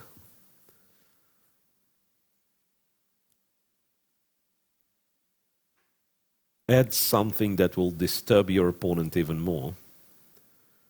But a4 and then a3. So knight e2 was a mistake. Once again, if we come back to all the way to this point where he has played over there, right? When he started all this operation with knight e2 and f5 break. So instead he had to do something else. It seemed logical though, right? So probably didn't identify in time how solid black would be after knight e6 and put in the knight on g5. So knight g6, queen g3, rook f1 played, and Duda ended up playing rook g7 to f7, it seems. Yep.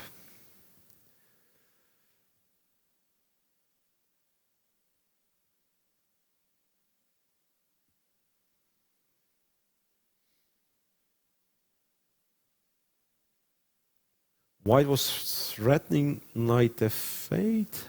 Oh, well, in a way, you're right. Yeah, a4 would have been silly because white has knight f8, king h8 back to g6, king g8, bishop d5 check.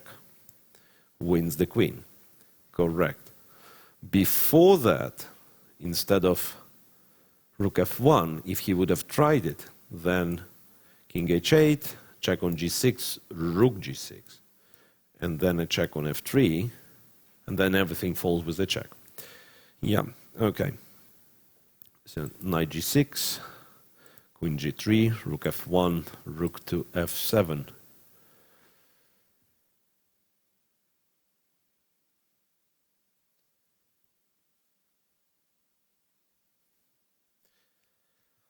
Well, it would be lovely to have a nice close-up over the board, because something has certainly happened here. Rook f7, queen e5, I'm guessing, was played, right? Knight f3, rook f3, queen e5, knight e5, and rook to f6. And this is where it gets problematic, because you seemingly can, well, and that's what Dubov does. You win back the pawn, yeah? Win back the pawn, but how about this b3 pawn? I mean, it's so scary. So scary. Yeah, black just plays a4. Okay, rook f7 check, king to g8, rook to a7. This is something that I suspect Jan Krzysztof Duda has blundered. a4 perhaps being a terrible move, because now rook e6, you would think rook e6, rook a4, rook e2, black gets to take on b2. But guess what? Rook e6 is also with king f2, and you're not letting this rook in. And this is certainly what Duda has blundered. a4 was a careless move. I mean, I'm not sure if it was winning without it. I'm not sure what would have happened. Rook e6, you can still play king f2. Maybe that's the whole point. Yeah, right. Rook e6 and king f2, precisely. King f2. Check over here. King e2 and rook to f5.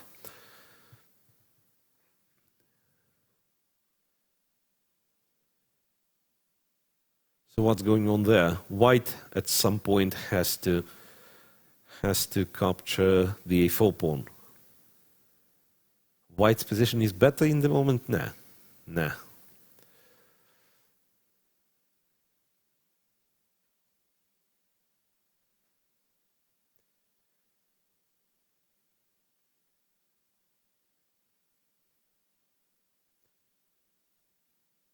Yeah, looks like Duda has missed the whole concept. Well, not about the rook getting to a7, but the fact that a4 pawn seemed so scary that he thought white would have to take it and then he would penetrate with his rook.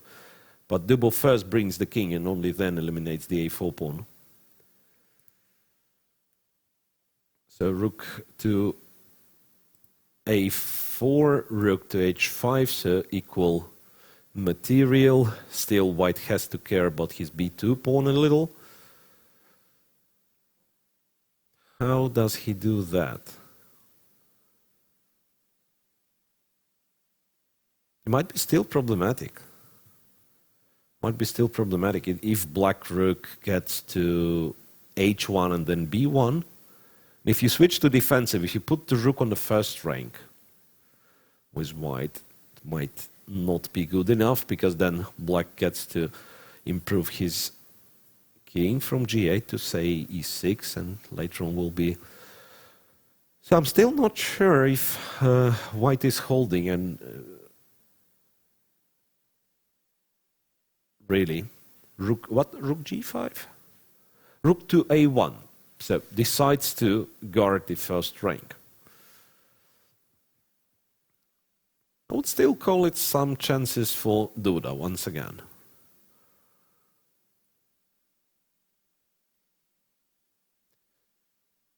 I do know it's a rook endgame with equal number of pawns. It's supposed to be a draw, right? Check on f5, well, you just go back to e3, I suppose.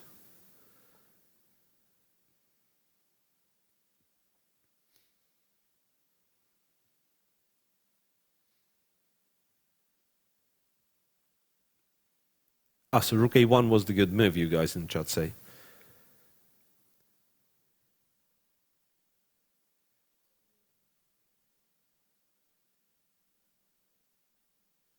Back to e2. And black starts... well, there was a choice, like you will be... The black rook on f5 will cut the king from one side of the board. So which side of the board? That was basically a question for white. So keep the king on e-file, which is where it's closer to the b2 pawn, which, by the way, it seems it is not able to guard. Or go to g3. There was another option. And now it's a very serious question. Can Dubov play rook f1? That would be a very serious improvement of his position, of course, if he can play rook f1 and he doesn't lose the pawn endgame. But it's a very, very responsible decision to trade the rooks.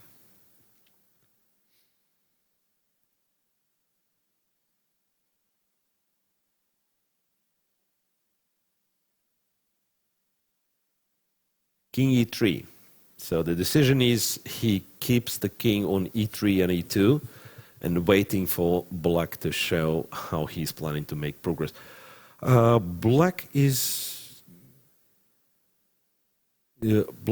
pushing the h-pawn and the king forward.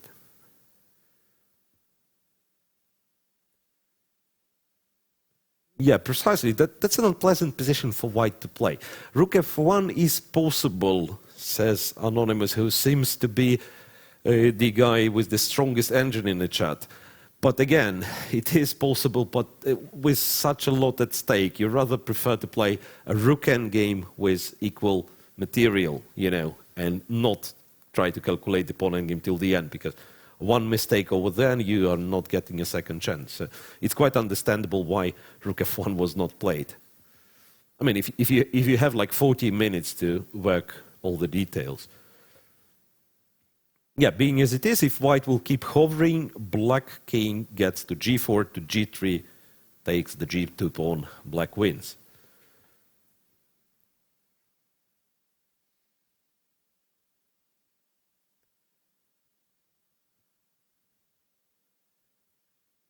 That's what black is doing.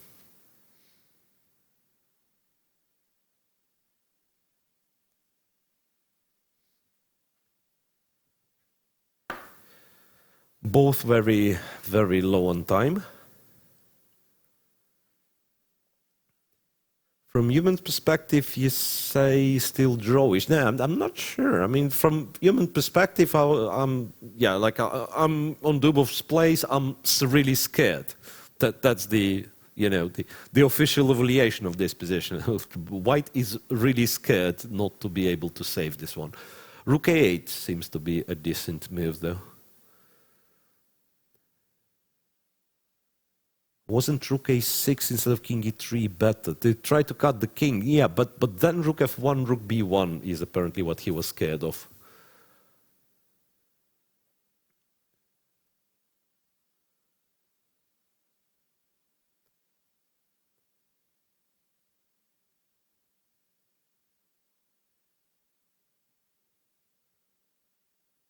Now black can actually lose the game by going king g5 and to f4 after a check from g8. There'll be g3, king e4, rook e8, and checkmate on e5. Doesn't need to. Yeah, but rook a8 is a timely move to, to kind of stop black from making further progress. Okay, rook back to f7 to be able to go to an f-file now.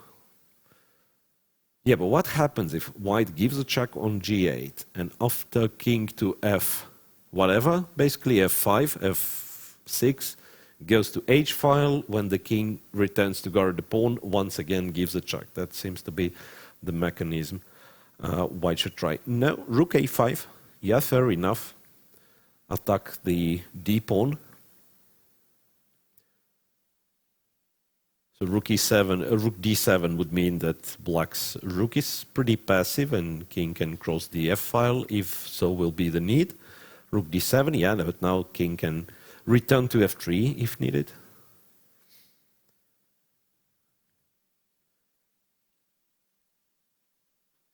So king f3, king to g5. Yeah, now serious question is, I mean, what happens if black just moves the rook here and there?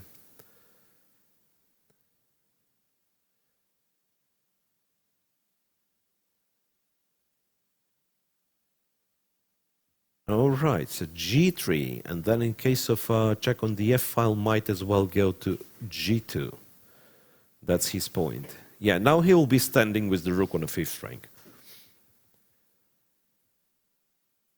Check, and king goes to g2. Yeah, so that king g4 doesn't make all that much of a progress for black. But now black gets a chance to... I know he doesn't. I thought king f5. King f5 would be a legit try. King f5, sacrifice the pawn with a check, go to e4, d3. But king f5, guess what? King back to f3. I believe king back to f3 is the move in this position.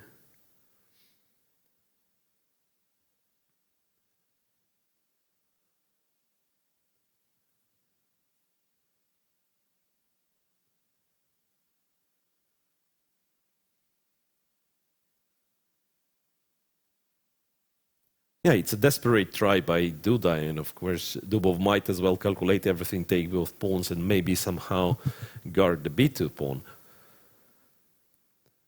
But king f3 seems to be a safe move.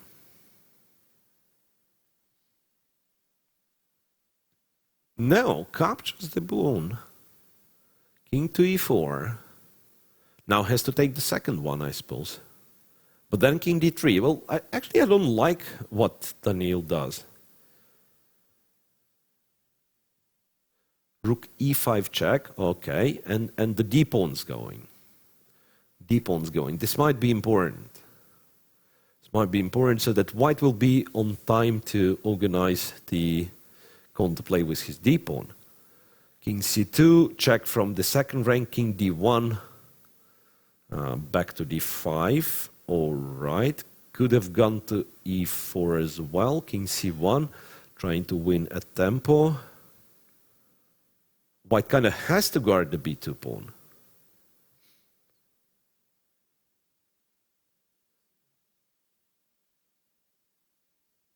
But then rook d8. I think Dubov just misplayed it badly.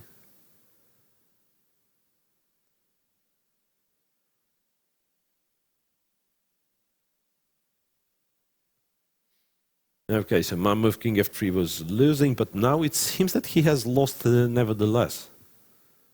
Rook e2, rook d8, and what they do? You lose your b pawn sooner or later.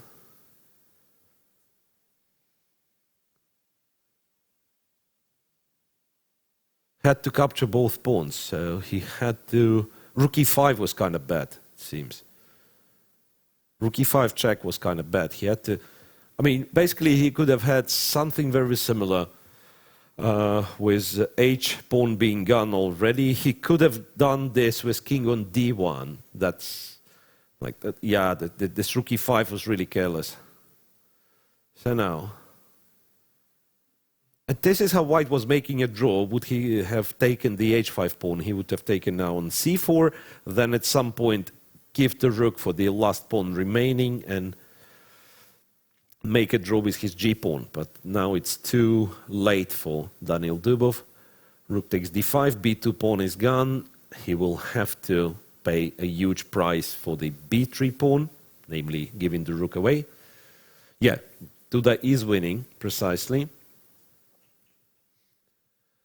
Dubov low on time, but it's not the main problem. It's not the main problem. The position is completely lost. Rook d4, trying to confuse black. Now go to b5 and lose immediately. Well, if he actually trades king b2, d5, king moves d6, yeah, at the same time, queens are promoting at the same time. Has to move the rook to c5. Okay. Now nothing to be done, it seems. c4, king captures, rook d5. Well, he's fighting this way. That's a chance. That's a chance. I mean, it's got to be lost, of course, but that's sort of a race. Black will have to capture on c4. Yeah, white takes on h5. This should have been done 15 moves ago, to be honest. And still is trying to get the b pawn for his rook and then move the g pawn forward somehow.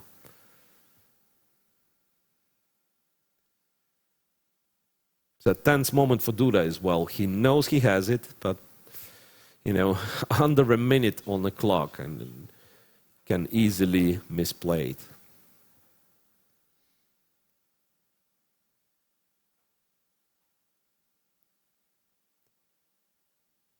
King c3, rook h1. King to h3. Now king b3 would more or less force white. Well, actually, king f3 would have been better, in my opinion. King b3, now rook c1 is a huge threat. So you can't even... rook b1, yeah, rook c1 forces you to capture on b2, and I don't really believe the g pawn is running too far. So we will have two more rapid games, it seems, after this one. Yes, captures over there. King g4, yeah, therefore you should have played king f3, Daniil. It would not help anyway. Check over there, attack the pawn, go to d4, and nothing to be done. Yeah. Quite unexpectedly, Duda equals well, I mean, he's of course a worthy player, but judging on a situation on the board we had after the opening, it seemed very, very unlikely, and Dubov seemingly was doing everything right until the moment he misplayed it and handled the advantage to his opponent. Later on, kind of leveled the position, but then misplayed it with very short time on the clock. So 1-1 in 2 games with 25 plus 10. Both games were won with the black pieces. For the first time in this tournament, the player who did lose with white game 1 survives to the third stage of the tiebreak. So 10 plus 10, it will be a little bit different, right? It will be much faster play. Same increment, so still with little time on the clock, they won't be, there will not be like pieces flying around that no one's gonna like bang the clock with the rook he just captured. So it still be a reasonably paced game, but a little bit less time for players to think and a little bit less time, which separates us from the testiest part of the time trouble, of the tiebreak, the time trouble, of course. So stay tuned, guys. A little break before 2 games with 10 plus 10, and if needed, we'll progress to the Blitz, we'll progress to Armageddon. But we will certainly know by the end of today's day who will be the second finalist and play with Alexander Grishuk.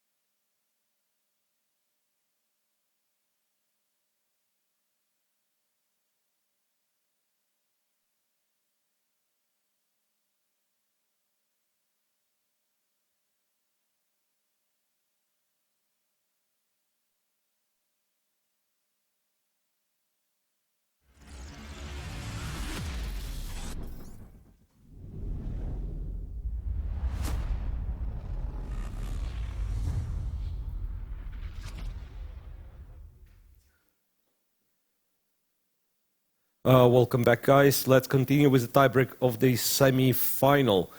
1-1 when the match was 25 plus 10, and the first game 10 plus 10 has already started.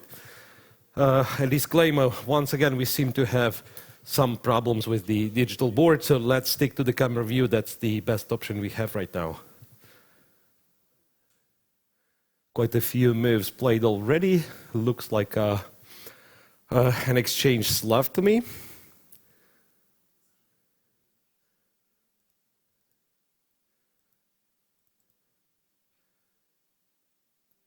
Yeah, no game on my analysis board. It's a pity. So let's hope we can get a close-up of the. Yeah, here we are. So Slav exchanged was played. So now Dubov, or both Dubov and Duda, have to do the same job again, right? So it's game one of the match. So the best, the best thing Dubov can do is try to forget about, about how the match went. But it will be tough, though. So now, if we are to speak of psychological advantage, it's of course on Duda's side.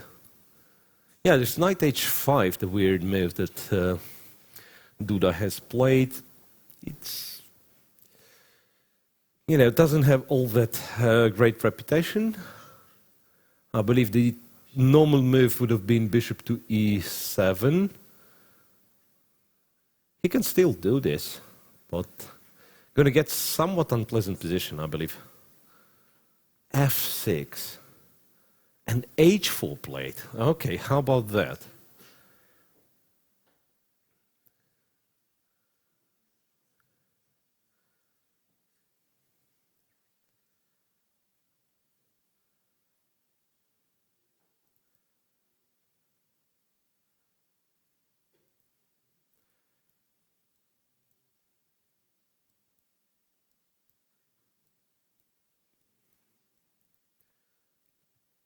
Yeah, guys, I'm trying to restore the game manually for you. I don't know if it's going to work. Let me see. So patience, please. I know it's not nice to keep it quiet on air, but let's see what we can do. And I guess I have it. So once again.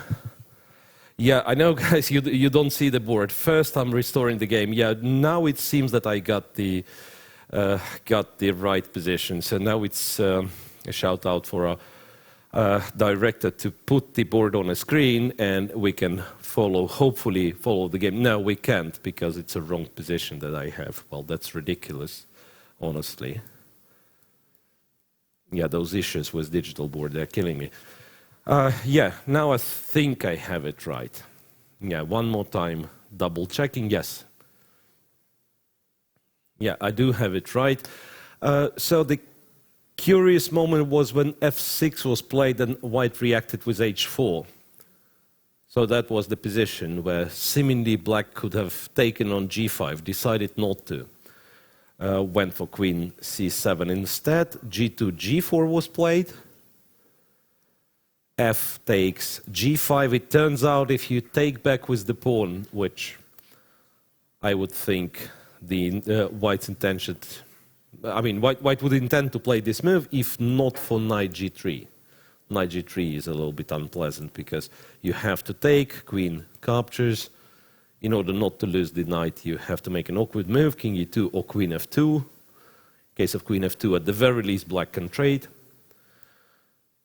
So Dubov decided to capture the knight on h5.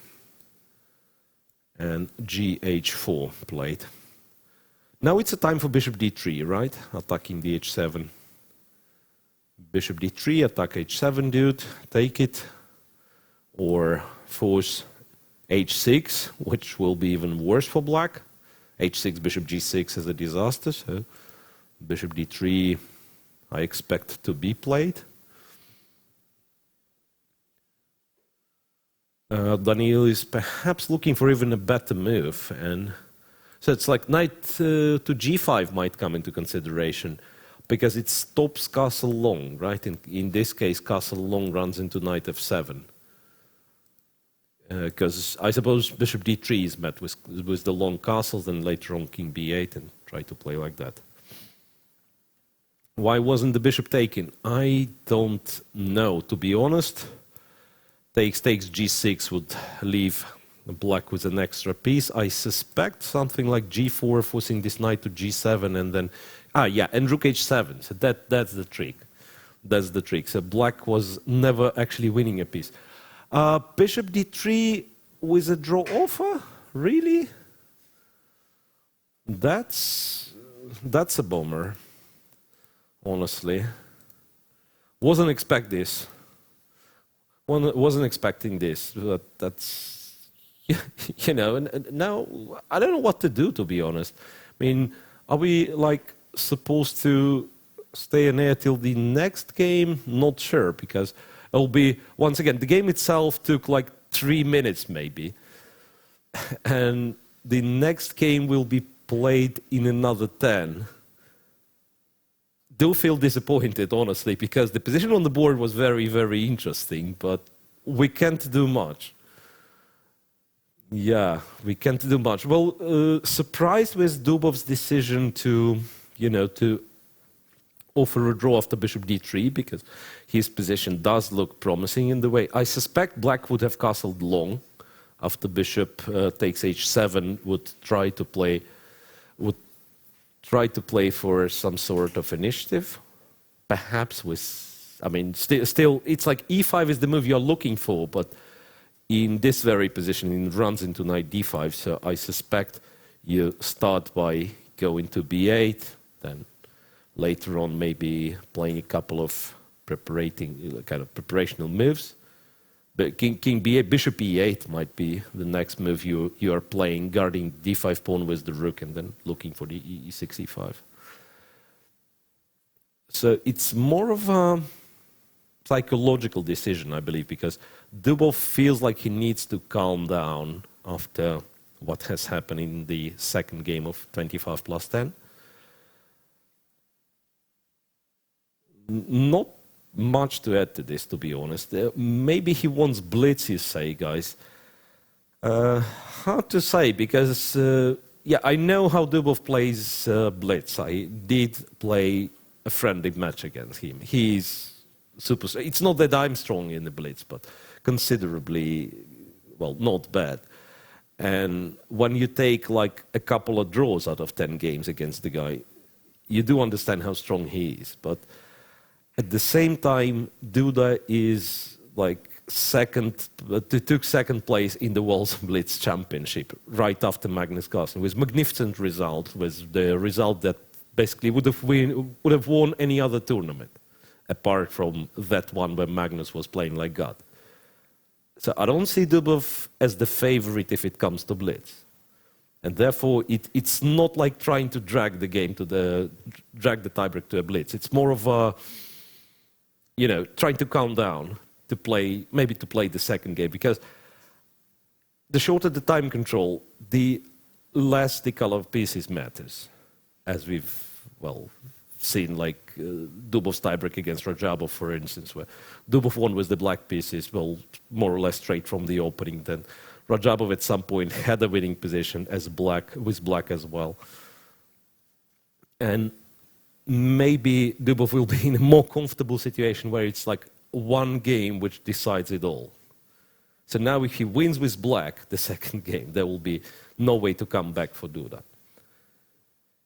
Okay, with all that being said, I believe we still need a quick break, because the players do not seem to come back to this stage as we were hoping for them to do. So there'll be a few more minutes before the next game will start.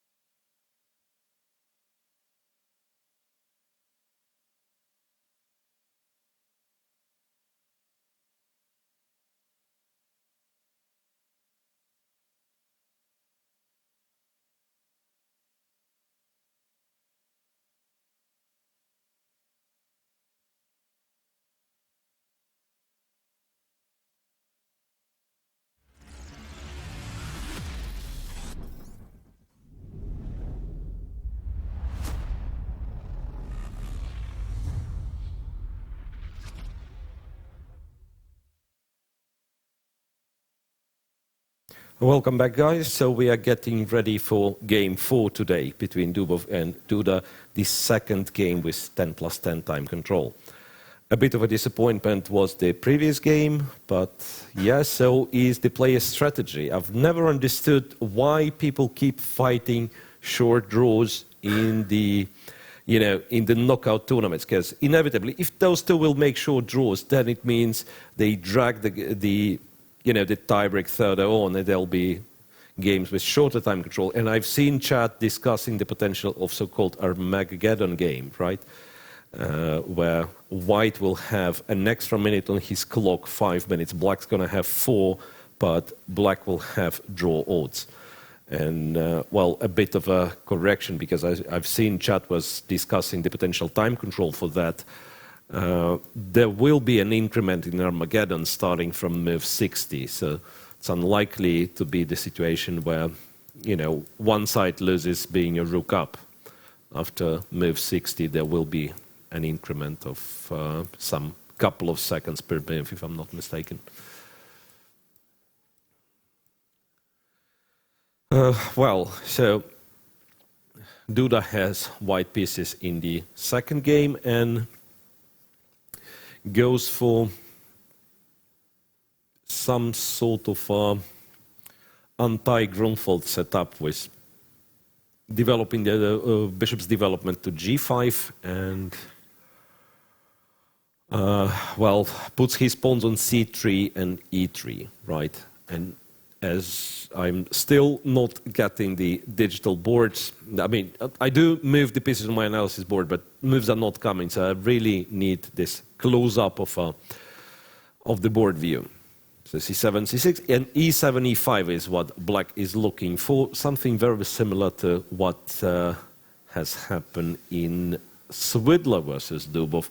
But over there, Peter Swidler has spent enormous amount of tempi moving his dark square bishop. It ended up being on c1, so it was the setup with white bishop being on g2 instead of e2.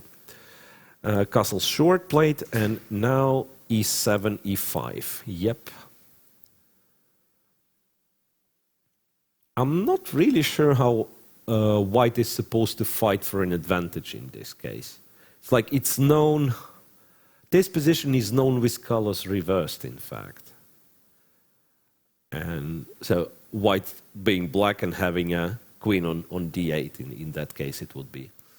But I don't really think it's such a great position to play for an advantage. Similarly, Duda has moved the rook, so he is fine with black seizing some space over there.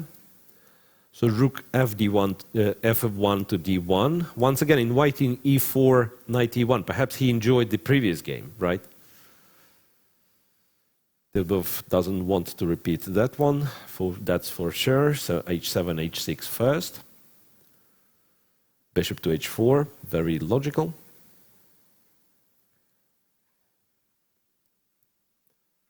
e4, it's time for it.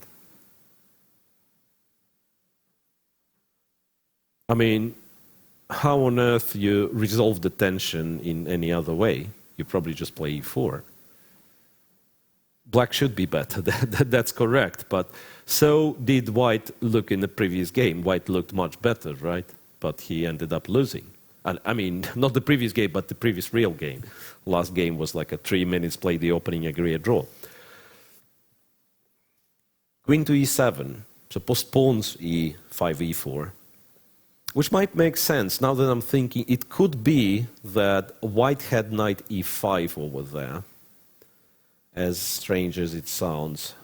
Oh, no, not really, right? You just captured twice. For some reason I thought there will be something with this pin, but not really. Knight e4 is not possible. c4, well, you might get some compensation, but not for real. Yeah, e4 seemed to be quite decent. Well, let's go back. Queen e7, and I've missed what move Duda has played. So once again, really, really need that close-up.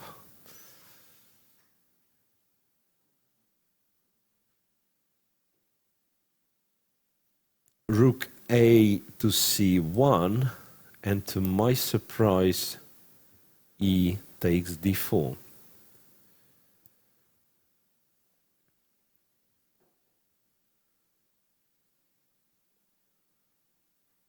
So Dubov is inclined to play the Karlsbad instead of going to close the center. So ED5, ED4, CD4. Perhaps it's a comfortable version of a Karlsbad since...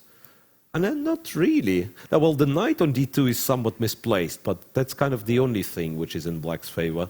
Having the bishop on G7 never been so good in the Karlsbad, right? The bishop apparently has to be on D6. And I was told by smart people that typically you don't want to push the pawns on G6 and H6 because later on you might use those squares for the rook. Like lifting the rook to E6 and switching to over the 6th rank to attack the king. Sometimes this is what happens.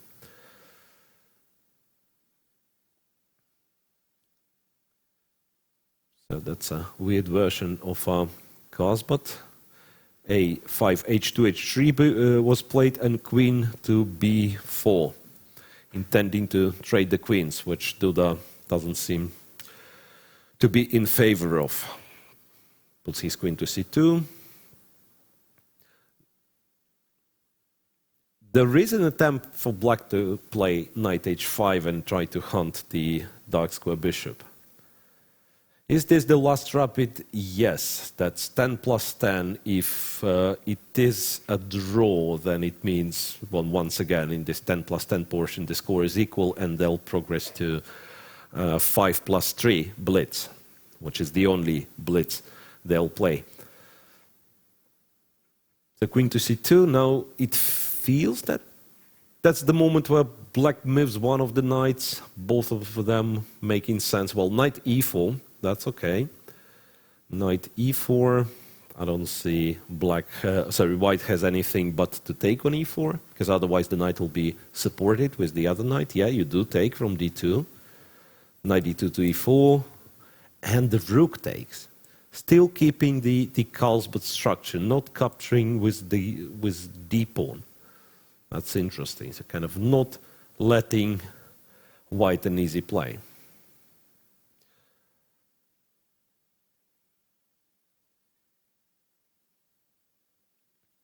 So that's okay. Bishop D3 and rook to E8.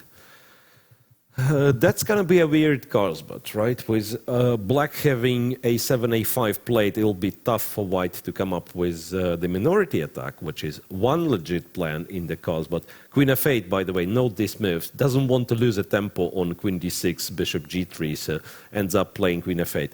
Rook to B1 and A4, played pretty quickly. As I said, it doesn't seem to be likely for the minority attack to work. And the other plan for white is connected with somehow making E3, E4 possible. For this, you'll need to move the knight from F3, play F2, F3, make sure D4 pawn is defended, and then come up with E3, E4.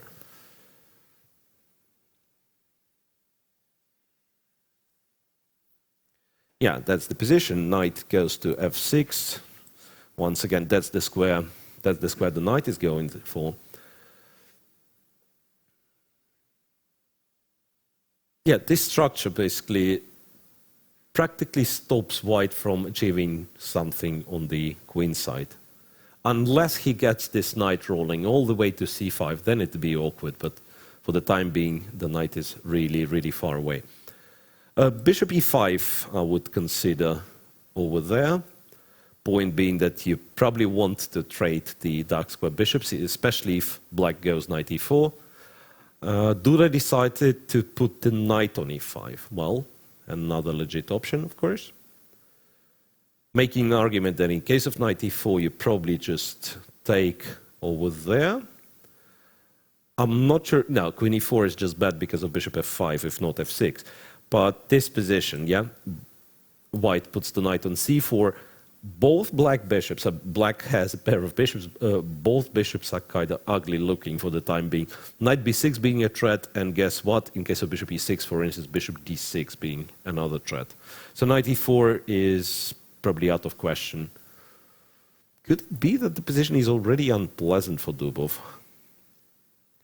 I mean, unless he goes Knight D7, but it has to be done with care because white has such operation. I don't know. I mean, who is better and why in this case? Well, probably black should be okay. So materially, white is just like tiny bit better. So 2 pawns and the rook against 2 minor pieces, but potentially black gets knight on f6 once again. And as soon as he will be able to develop the bishop on f5 in this case, he'd be doing fine. Chat suggests knight h5. Yeah, okay, but how do you continue after bishop h2? I mean, that's the problem. You want to get rid of this knight on e5. That's why I'm trying knight d7. And once again, in various cards, sometimes people turn to kind of not to play h7, h6 at all. Yeah, once again, if we are talking real cards, but the structure, which is usually happening from the queen's gambit, you do have your pawns on h7, g7, f7. You look for f7, f6. Right here, it's not happening. I mean, you will never ever be able to play f6 because your g6 pawn is always hanging. Yes, well, so after knight d7, some sort of a Pillsbury attack. Yeah, knight on e5 supported by f4 and d4. Nice mention.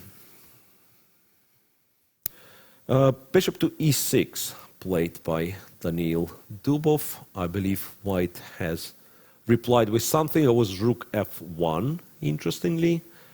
And Dubov plays knight e4 right now.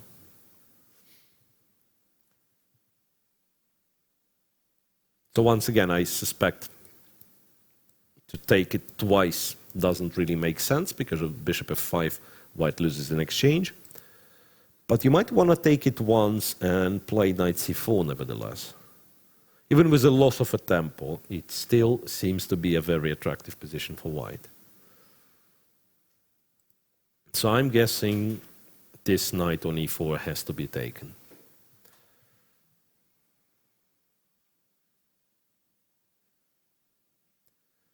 Well, Duda decided otherwise. Keeps the bishop alive, goes to h2, after which the queen was moved to e7. Yeah, queen on f8 is particularly awkward. What's the meaning of fianchettoing? Or fianchetto, the flank development of your bishop, putting the bishop on g7, b7, g2, or b2. Precisely, chat knows. What's the point of fianchetto? To have the bishop on a long diagonal, right? And, wait a sec. Queen e7, rook to c1, knight d6, and this is typically where you want your knight in the card spot. Knight on d6 and knight on d3 for white, especially if the bishops are traded. Queen to c5, knight f5. So white, well, black played like 4 out of 5 his last moves with the knight.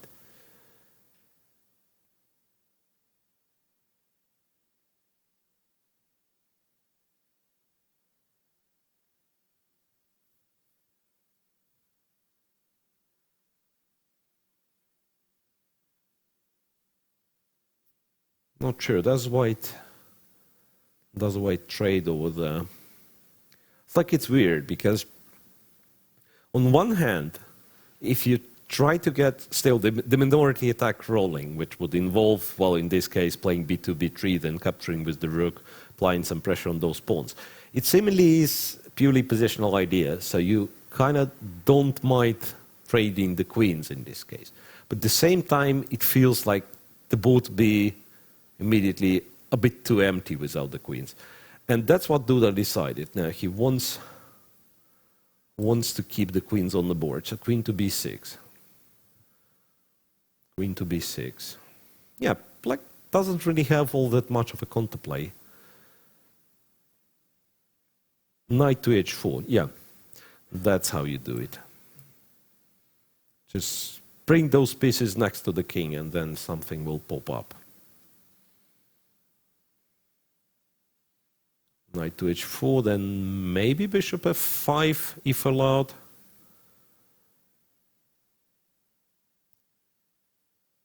I'm guessing bishop g3, knight back to f5, bishop back to h2 would be a legit way to repeat the game, so that we'll see a blitz. First step in this direction, once bishop g3 and knight f5 was already played.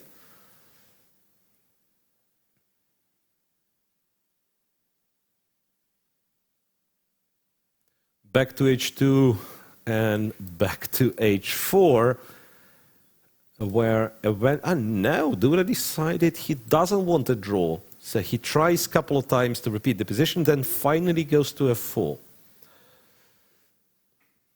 Dubov says, I don't see any difference. Knight h4, nevertheless. Intending to play bishop f5, now it's clear. Once again, guys, discussing the qualification spot for the candidates. It's a bit too early to talk of that because the Grand Prix cycle is still going. There were announcements, yeah, so that it's like if we are looking for between 3 Russian players which seem to be eligible for the wild card, there will be some sort of a tiebreaker match or match tournament, whatever. But it could as well be Maxime Bouchier-Lagrave, consider it for the wild card if he fails to qualify from the Grand Prix, so it's too early to talk, I'm afraid. A rook c1 to c5. That's something that White usually does in these lines. I mean, quite weirdly, goes to a5, tries to trade the rook, this, that, provoke at least some slight weakness. For Black, it's much harder to describe what he has to do. Can White play g4? Why would he?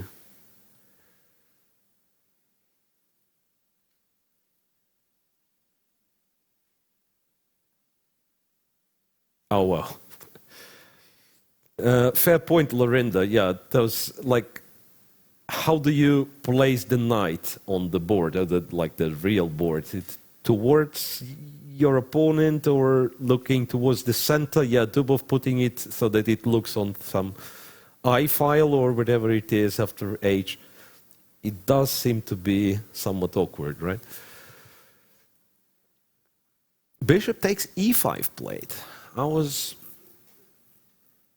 considering this one, but felt awkward to suggest a move which, I was praising the bishops, very strong pieces, and then all of a sudden to do something like that. Must have some tactical justification, I believe.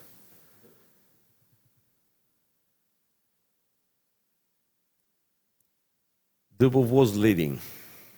Guys, Dubov was leading. Yeah, those of you asking, Dubov won first rapid with Black, but then lost with White. Black has to attack the king side, easier said than done. Suspect Duda. Duda takes with the pawn, in fact. That's a bit of a surprise, to be honest. I was expecting bishop takes, honestly. Pawn takes kind of puts this bishop in a little bit awkward position. He might have. He might be right, on the other hand, because you know what? Those 4 versus 2 on the queen side doesn't really make any difference for Black. Black is unlikely to start pushing the king side. Not as how it looks, yeah? Bishop f5, yeah, you want to trade the light square bishops. Case of bishop e2, wondering what you do in case of bishop e2. It's do you play bishop e4, force f3 and go back? Which is really awkward sequence of moves, but it might be what Black has to do. I don't like what Dubov done for last few moves, to be honest. It's not easy for White as well to make considerable progress. No, wait, h6 was hanging, so my line was once again ridiculous. If he goes, yeah, and he does play bishop e2, so now h6 is hanging. What you could do, you could go kind of all in with g5, bishop g3, knight g6, right? Targeting this one. But even so, you're kind of not threatening to take on e5 because then b7 falls. And if b7 falls, like everything falls for white, for black. Ah, bishop takes e5 would have been met with bishop e3. Ah, I've blundered that, pardon me. Seriously? Bishop to h3 followed by knight f3 takes on e5, or because that's not a checkmate, right? This we see that it's not a checkmate. Bishop g3. I'm not sure. Ah, and rook e3. Ah, brilliant, brilliant. Yeah, thanks for letting me know there was a tactical possibility. Rook e3 being a nice move. Yeah. So therefore, white had to take like he has taken in the game. Bishop to e2. Was g5 played? Yeah, it does seem to be. So g5, bishop g3, and knight g6 is on the board.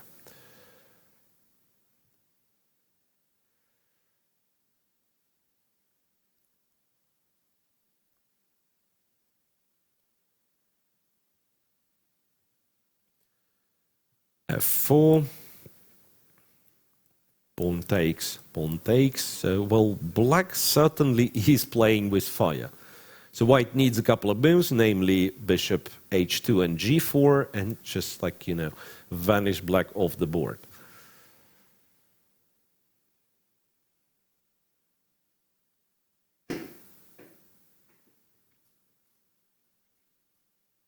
And d4 played.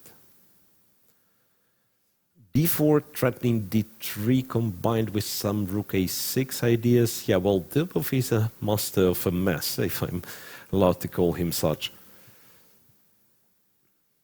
Trying to complicate. Yeah, well, perhaps the position already cannot be played, you know, cannot be played by normal means because white is just like much better. Therefore, perhaps needs to complicate matters.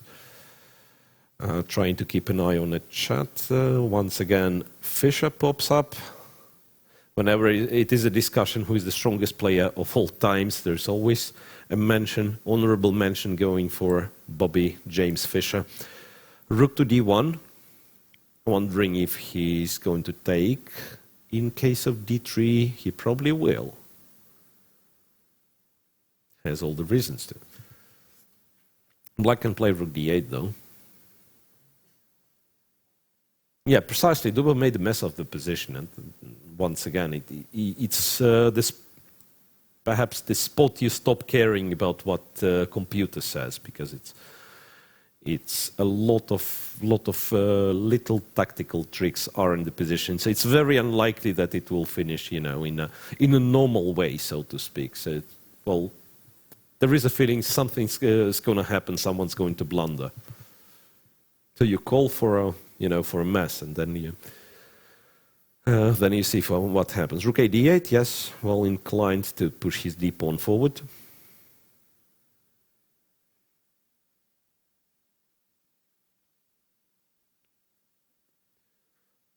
Both of them visibly nervous, I have to say. Rook c4. The rook was sometimes hanging on c5, and this way, yeah, attacks the d pawn. And the a4 pawn potentially, d3 of course played. Let's see where the bishop goes.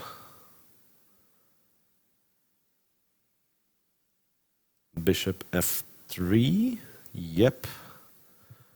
Then some sort of knight h4 is needed. I don't know, I mean, I don't like Dubov's position, honestly. Queen e6 followed by bishop h3. No, not really. Yeah, I was thinking of this. Rook a4 and then if you're playing all in, let's play all in, right? Queen h3, but the queen returns back. I would imagine in case of king f2, black might have had some hopes for something, but queen f2. So not queen e6, knight to h4, which already gives white a chance to win a pawn. Like that. You trade over here.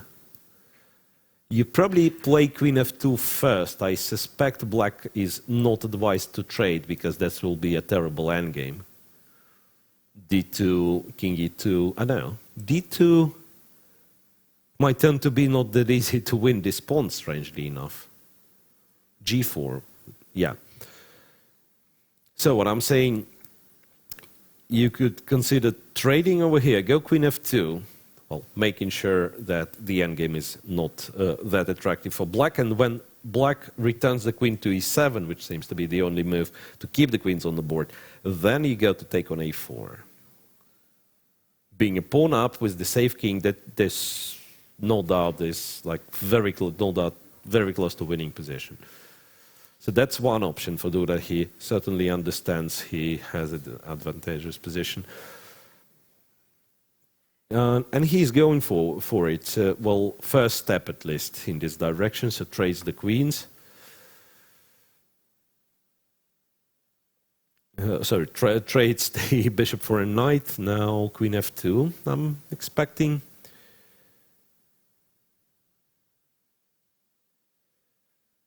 He can take on a3, pawn a4, you mean?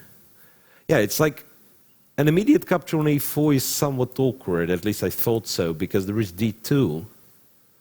And how do you deal with that one?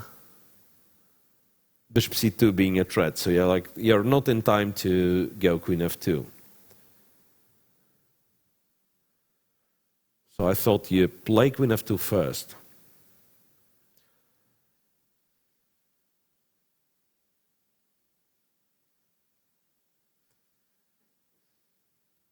Yeah, b7 is hanging, but I don't really think you're interested in taking b7. So what you are interested in at first place is guarding the king and stopping the d pawn, making sure it never makes it to d2 safely. And then you start collecting those. Because like the positional battle is already won for white. If the position stabilizes, white has great advantage at the very least. I mean, to put it mildly, white will have a great advantage. So the task for Duda is not to blunder big time and just keep finding those resources. Dubov trades. That's a surprise, to be honest. Because now I don't see how he's planning to keep the d3 pawn alive. That's the way. Bishop e6, so white can't capture the a4 pawn, rook c3, right? And how do you keep it alive for now? You probably don't. Isn't it just lost for black? How is he planning to keep the pawn alive? d2 being answered with king e3, I suppose. You probably have some sort of f6 and trying to survive that one. But once again, it's got to be a terrible position. First of all, white probably just captures on d2. Yeah, I don't like what Dubov's doing.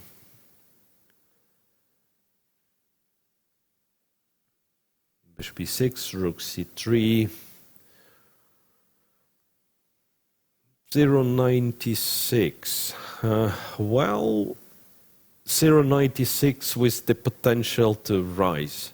This number is. So I suspect it's rather gonna go up to 1.5 or something, and not down.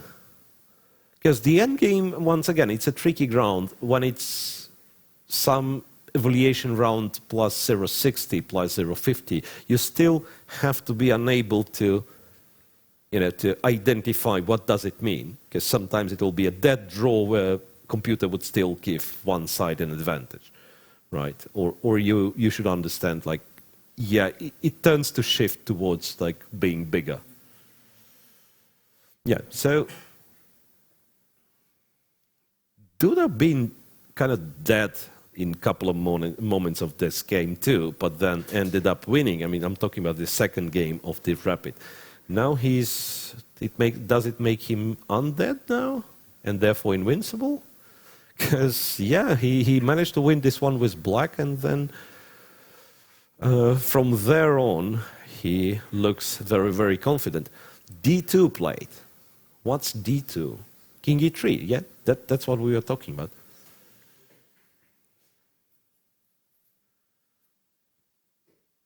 I mean, you do play King E3 nevertheless, because Bishop B3 is a serious threat, isn't it?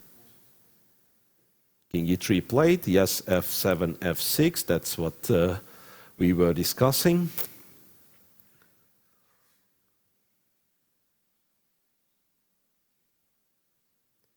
Well, maybe some chances, like say white captures on D2, that's the moment you take on E5. Yeah, you take on E5. Now in case of rook D8, you have an intermediate capture on F4. White takes back on E5 immediately. Then what can you do here? E5 pawn seemingly is possible to protect for white. So if you end up trading and then moving the bishop, there'll be rook E3, right? I mean, bishop goes somewhere, F5, F7, there is rook E3. If you don't trade, well, Dubov ends up trading, right?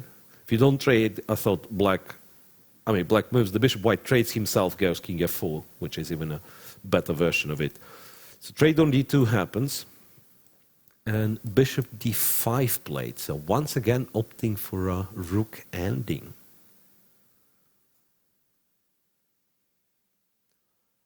Which shouldn't be that good, I suspect. Bishop D5, CD5, then what do you do? How do you win this one? Rook E3 and get the king to D4. That would be my go-to plan. Might as well try to do this. But then, you know, like white has a passed pawn or potential passed pawn on both wings, but black for now hangs to his D5 pawn as well. So I'm not sure what is like more technical way to win. I mean, more kind of safer way. So I would probably try for rook E3 and then try to get the key. Yeah, so one more time. Rook E3, king F7, king E6, king D4. And then you start annoy white with rook C8. In case of rook C3, you go to F8 and so on and so forth. Yeah, maybe it's not as simple. Rook C7 is on the board. So yet another rook endgame.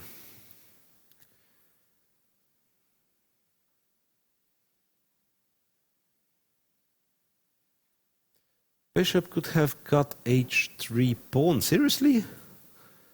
When was this moment? No, not really. Don't think so. Okay, rook takes E5, rook takes B7 happen. Opposite color rook at draw. Yeah, fair point. Rook to F5, yeah, opting for those juicy F2 squares. Obviously, Dubov is annoyed that he didn't hold the other game. King E3. Who wouldn't be annoyed? I mean, not being able to make a draw in the game that you were like completely winning at some point. So Dubov keeps hovering around with the rooks, and now it's a check from E5.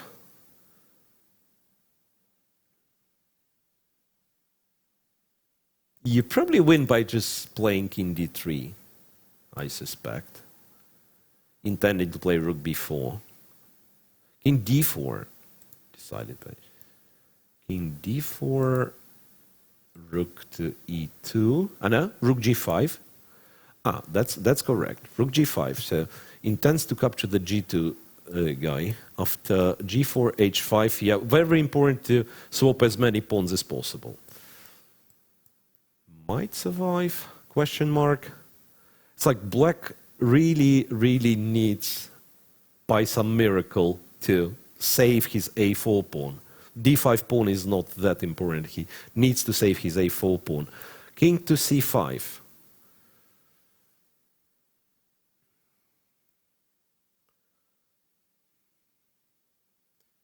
Wait a sec.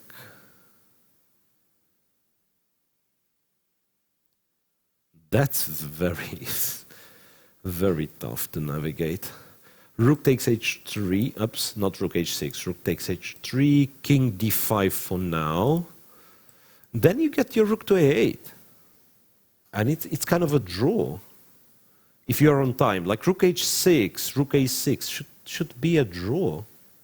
Honestly, I don't know where this +2.5 comes from, because it's either a draw or a loss. So it has to be 0-0-0 or white wins. That kind of evaluation. It can't be anything in between. So king to c5, king e8. But that's the way you can't go to fifth rank, it seems. Rook to b4. No, but he misplayed it. Now it is lost because he is losing the a4 pawn. I'm wondering how white wins after rook h6. Point being, if he does the same, let's say, over here, king b5, black is just waiting. And then the moment you take on a4 with the rook, there is check from b8. So rook b4, check from h5, king b6, and attacks the h2 pawn, king b5. Daniil Dubov resigns, and you know, guys, well, not much to say. Amazing comeback by Jan Krzysztof Duda, who makes it to the final after today's victory. It was really, really close for Daniil Dubov. He was the man of the tiebreak in previous two matches, getting, I would say, reasonably lucky against Teimur Rajabov, against Peter Svidler. But this time, luck was on Duda's side. Okay, I can imagine how disappointed Daniil Dubov is going to feel, but kudos to Duda really finding the resources to play that position in the second game, where what it would seem to be just a bad position. You need to win with black. He managed to do so, and he, deservedly wins the match in a shorter rapid. Indeed, a very, very nice comeback. It was weird in a way. I tend to agree with the chat, but it doesn't make it less amazing. So we know the names of those who will clash against each other in the final. It will be Jan Krzysztof Duda after winning this dramatic tiebreak against Daniil Dubov. I believe that's the only case of a comeback in this tournament so far. The only case of a comeback, so that someone who lost game one in the tiebreak actually levels the score and, wins the match after all. So tomorrow is a one and only free day for the Grand Prix Hamburg, and starting from Friday, the final is going to begin. So one more time, so the reminder of what has happened on their road to the finals. I'm kind of tend to forget. Duda has won both of his matches in classical chess. Yeah, let's not forget. He won against Nepomniachtchi in the very first game. Then he won, thanks to a blunder by Yu Yangyi. And then finally overtakes Dubov in the second portion of a rapid. So we'll see Grishuk versus Duda. That will happen on Friday. And I believe my duties are done for today, with the only exception that once again I want to thank all those who made this event possible. So once again, the official, the general partner of the Grand Prix cycle for Sagro, the blockchain partner Algorand, PLS Yatas, the shipyard, the partner of the event in Hamburg, and official cybersecurity partner Kaspersky. Thanks to those companies, and thanks for supporting chess. Thanks to you guys in the chat for keeping me entertained, and together we were able to, to follow the games even with some glitches from the digital world. So thanks for your help and thanks for participation. Please make sure to tune in the day after tomorrow, same place, same time, 3 p.m. Hamburg time. Adjust your clock accordingly to your time zone. I'll be there commentating for you the finals of Hamburg Grand Prix.